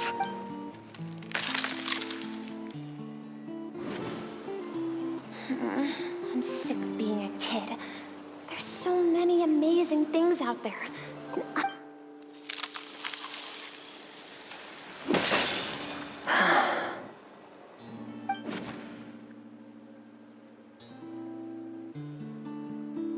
I remember. There was a song Mom and Dad always sang when we went out to fetch water. Dancing water. The sand along your path is begging for your song and movement. Will you carry this burden with you on your journey? I am not the dancing water, and you are not the burdensome sand.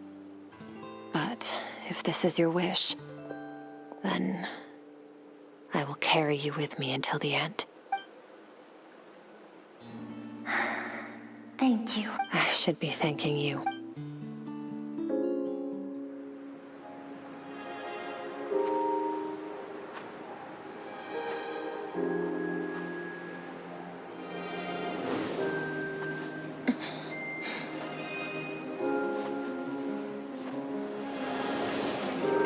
Run, Skirk, run! Remember, leave no one alive! Heed my words, Skirk. Let fear take root in your soul. Did you survive? Why was it only you? Skirk, did you become a positive light in this world?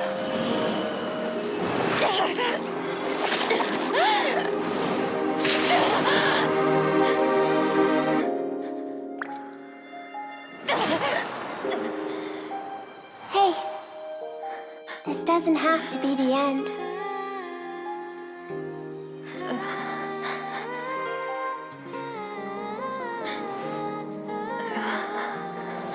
Life is a gift. Don't let darkness claim it.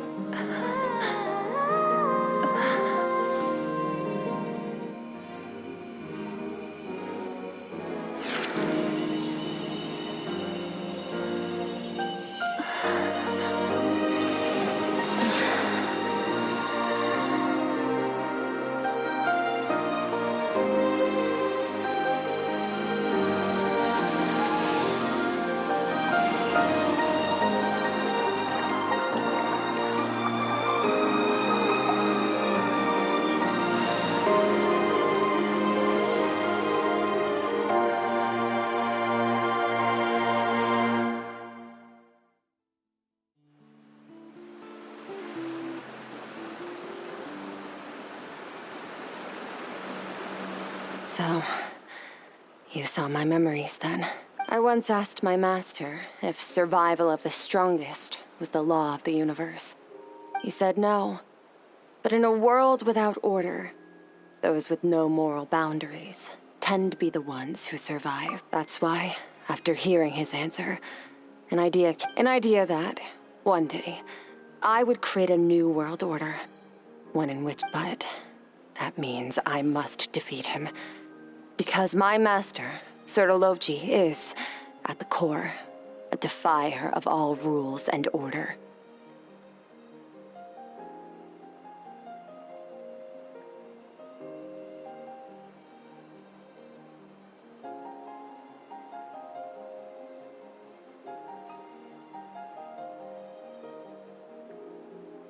Yes, and not just because of the gap in our abilities, but also because I have no reason to see him as an enemy. Although his decision to train me was not made out of kindness, he did everything a master should. He saved my life, taught me the sword and the principles of strength. I know, and it's not something I want. He's no longer into that, but he sends me messages through the abyss every now and then. Most of them are simple greetings, or an answer to one of my questions. Every time I hear from him, my heart skips a beat. And I wonder if this is the moment where he'll finally appear before me. And maybe that means I do live in eternal fear, just like he said. Yes, I respect him, but I'm also afraid of him. And for that reason, the pursuit of strength consumes every moment of my life. I don't know what Master has planned, but I have to be ready. Help me? Why?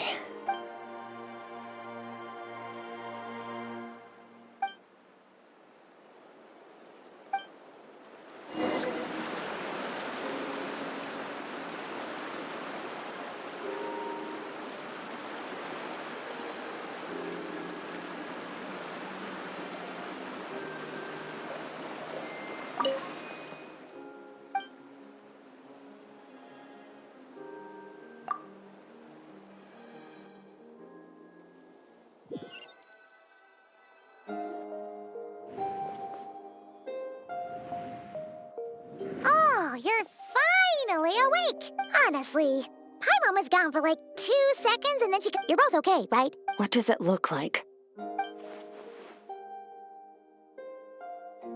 Only water from the source can cleanse the rot and filth that flows from the past into the future. I taught you to incorporate the experiences from your journey into how you fight.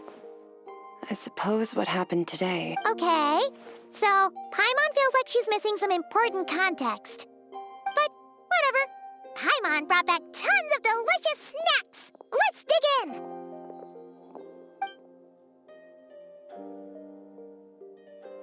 All right. It's about time we finished what we started. We're gonna deal with this thief for good, right? This time, I'm not going to tell you to hold back. But having digested even more power in the meantime, the good news is, we have no reason to pull our punches this time.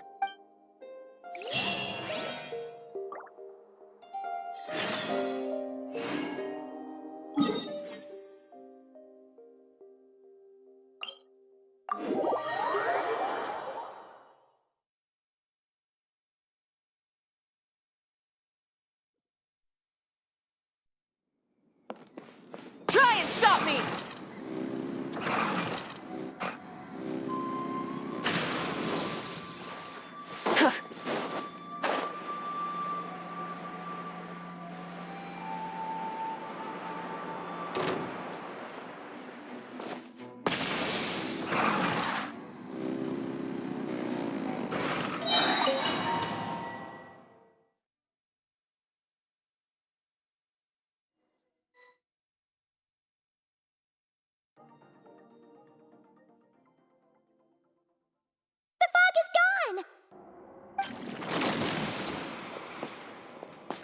Wait, isn't that the form the all-devouring narwhal changed into?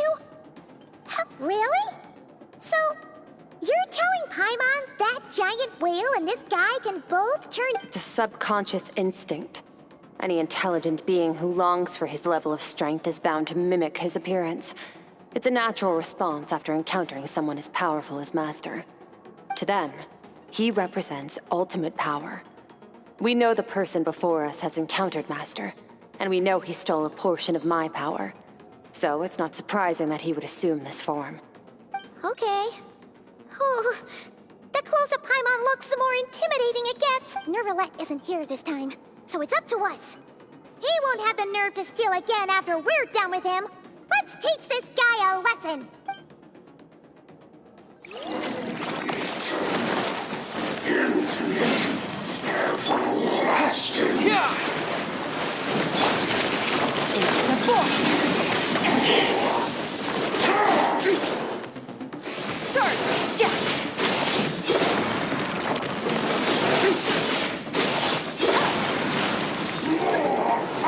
Haven't forgotten your training, I hope.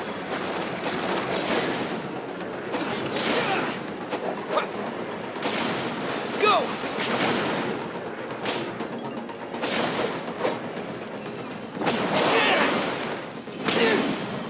Go!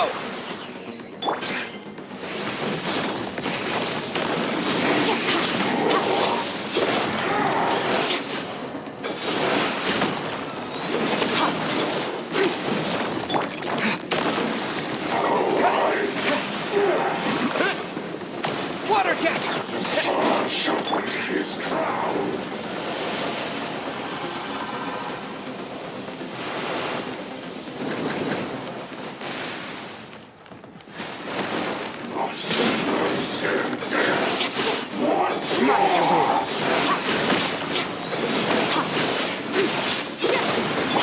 Wipe out!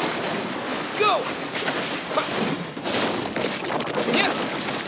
Water jet!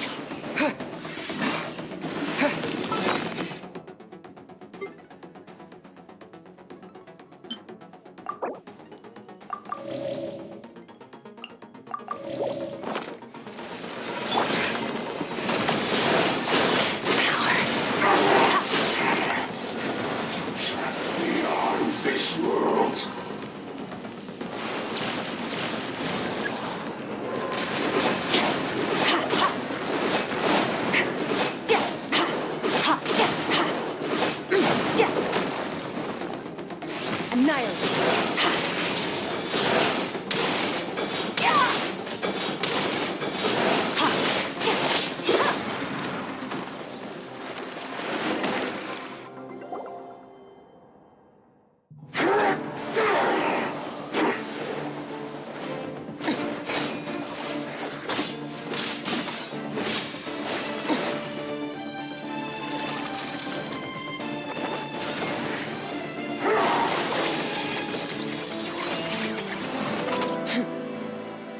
Haven't had enough of my power.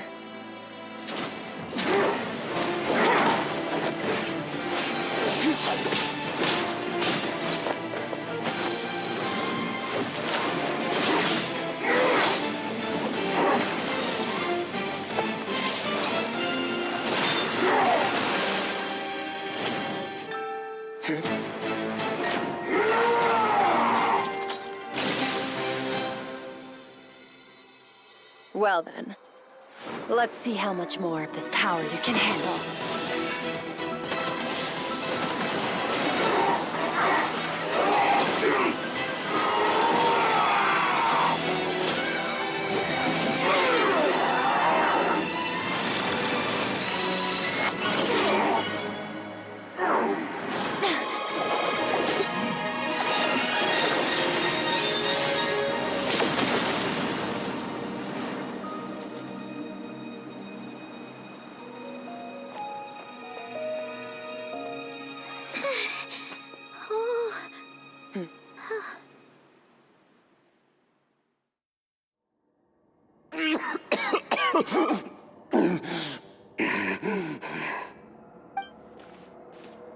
Well, have you come to your senses? You saw that my body was at its limit. So, you deliberately channeled your power into me, knowing that it would destroy my shell from within. Such power, such keen battle instincts. So you must be... Skirk, Sertologi's disciple. How long has it been? Hundreds of years. Hundreds? Sorry. It's a lot to take in. I should introduce myself. I am Skofnungar, a friend of your master and one of his followers. This is the first time I've heard your name, Skirk. But hundreds of years ago, Hundreds of years ago? Sounds like you and Master have quite the history. Of course. Might as well take advantage of a clear head. I was born into a noble family in Conria. As the eldest son, I was set to inherit our title. But I contracted an incurable illness as a child, and everyone gave up on me. I trained the sword harder than anyone else, defeated all of my peers. But it was all in vain. When other people looked at me, all I saw in their eyes was pity or a strange glee in my misfortune. Even my parents were just waiting for me to die. Over time, my heart hardened, and I became aimless. That was the point where I met your master. We were similar in age, but different in background. He was born in prison, the son of criminals who had been sentenced to death. He spent his childhood wandering the streets, yet he always wore a smile on his face, as if kindness and malice were one and the same, and he could not see... I still remember what he said to me when we first met. You need to fight to survive. Even if it's a losing battle, it should light a fire under you. How can you sit back like this and go down without a fight? That does sound like something he would say. He was the first to acknowledge that I was worth something.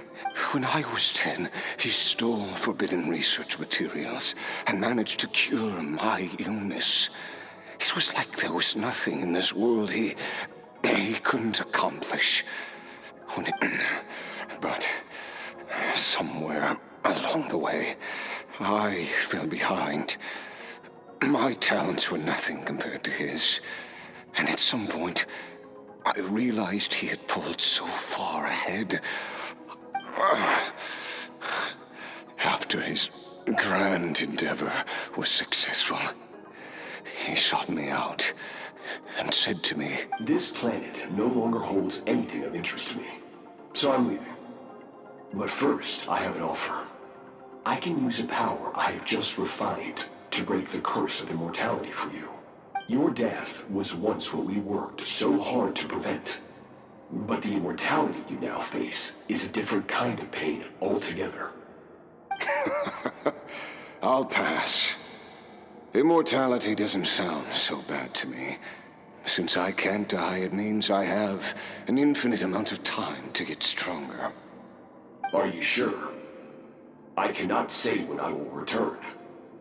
Your body, or rather, your soul, might not be able to withstand this curse. All I can do is try. After all, a wise man once told me, people need to fight for their own survival. Wise indeed. Nevertheless, if you grow weary of the pain of immortality, and wish to experience a good sparring match before you wither away, seek out my disciple. Disciple? Never thought I'd hear that word coming from you. Nor I. But Vedifenir said I was destined to find a disciple out there in the universe, and bring her to Tibet. You know as well as I, Vedifenir's prophecies are never wrong. Well, now I'm curious about who this disciple of yours will be... All that Avenir said was that one day, the stars shall bow in her honor. Sounds pretty impressive. Of course. Only the most outstanding people would have the right to become my disciple. Still, I'll be leading them. Oh, and if you are serious about getting stronger, I left you a little gift in the Primordial Sea. waiting for me in the Primordial Sea was the all-devouring narwhal, already beaten into submission by Sertologi. In its weakened state, I was able to cut off part of its flesh. Your heart?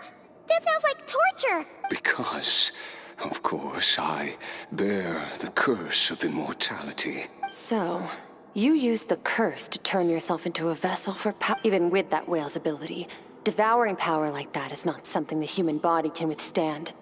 With your body and soul constantly at the breaking point, it was the curse of immortality that sustained you. But that is not the path to strength. You have to pour your heart into it, work for it, dream of it. Instead, you stole something that didn't belong to you, and it backfired. You're right. I should have known better, but I had already pushed myself to my limits. I miss your master. I miss the days when we were all together, troublemakers without a home. I don't regret the choice I made. After the beating we just gave you, I think we can call it even. Sertologi's disciple. I know what he's like. He rules with an iron fist, using despair and fear to force you to catch up to him, all the while standing ever out of reach. We're like mountain climbers in the dark, never knowing how much higher we have to climb, or when we will... True. But I made up my mind long ago. No matter how dark it gets, I will not give in to despair. Besides, after hearing your story, I suspect what Master really wants is not a battle that demands his full strength. Oh? Since you're his friend, you must have some things in common. First time we came here, when you stabbed me through the fog and stole my power, I felt no emotion coming from that spike. But when you had to devote all your strength fighting me just now, I could feel joy and passion emanating from your blade. It was the joy of a researcher discovering the truth of the world. The joy of an artist uncovering a temple of wonders. Interesting. I'm certain I didn't express those emotions outright. Yet you were able to read them from my blade. Like a glimpse into my inner world. You're right. That battle brought me an unbridled sense of joy. Exactly. I think Master also craves a battle like that. One where his opponent forces him to use all his strength, unlock the extent of his potential, and after which, all can come to an end. Including, perhaps, his life. For that very reason, good and evil are meaningless to him. He has one purpose, one goal. To complete himself. Perhaps you're right. What a battle that would be. Are you okay? Too many different kinds of power are surging through my body. The curse of immortality allows it all to coexist, but it does not remove the pain. I won't be able to hold on to my sanity for much longer. Sertologi once offered to free me from this curse. Now, I must ask that of you. I can, but not through death, if that's what you are hoping for. It's not a suitable punishment for your crime. As an alternative, I can take your consciousness, along with all the power you've consumed, and smash it to pieces. The impurities will dissipate, and under the curse of immortality, your mind and body will regenerate. When that process is complete, you will be back to who you were before, but it will be a time-consuming and painful process. I accept. And who knows? Perhaps I'll wake up in time to witness your great battle with Sertologi. I have faith that you'll be able to stand against him one day. If we are climbers in the dark, it appears the dawn has finally broken for me. At least, it looks like you... I will reach the top of this mountain, no matter what it takes. And you, Skofnunger, will be my witness at the end of all things. That's finally over. Let's get out of here. At least we don't have to make a mad dash for the exit like last time.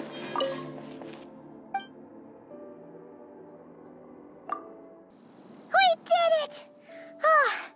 It's only been a few days. Once again, we've proved there's nothing we can't overcome. Wow, you sound even more confident than usual. Today sure went by fast. It's night already. Oh wait, that reminds Paimon. The stars you mentioned, the ones that died out, are they back now? Yes. The power Skofnunger stole has been returned. Great! It's crazy that you even noticed their light was gone. I suppose it's because I have gazed upon this sky for centuries. The false stars, hanging in the meticulously planned sky, glittering with rotten light. It's not real. And yet, it is for that very reason that I can look upon it and enjoy the moment even the most beautiful of bubbles has to burst. We will return to the real universe one day, whether of our own volition or not. Time marches ever forward. Even the innocent and naive will taste life's bitterness. Yet through hardship, we grow until we learn to seize the sands of time for ourselves. Though we gaze upon a false sky, its vastness and majesty is palpable. One can only wonder, what is it going to take for kindness to reign supreme in the vast expanse of the universe? This is all going over Paimon's head. Ever since we met, he has filled Paimon's days with happiness. If it's too big a job for one person, then we'll do it with two. And if two's still not enough, then three. We've met so many amazing friends and accomplished so many amazing things. I suppose when it comes to you, anything is possible. Well, I should be going. Now that my power is no longer isolated from my emotions, I suppose fate will decide. Maybe we'll bump into each other on the street. Or maybe we'll reunite on a different planet entirely. Regardless, reunions and partings are but passing moments. One without war, pain, or forced partings. One where new life can bloom. For this, we must all work to become stronger. Goodbye, traveler. Remember your training. Make sure to put it to use. Bye!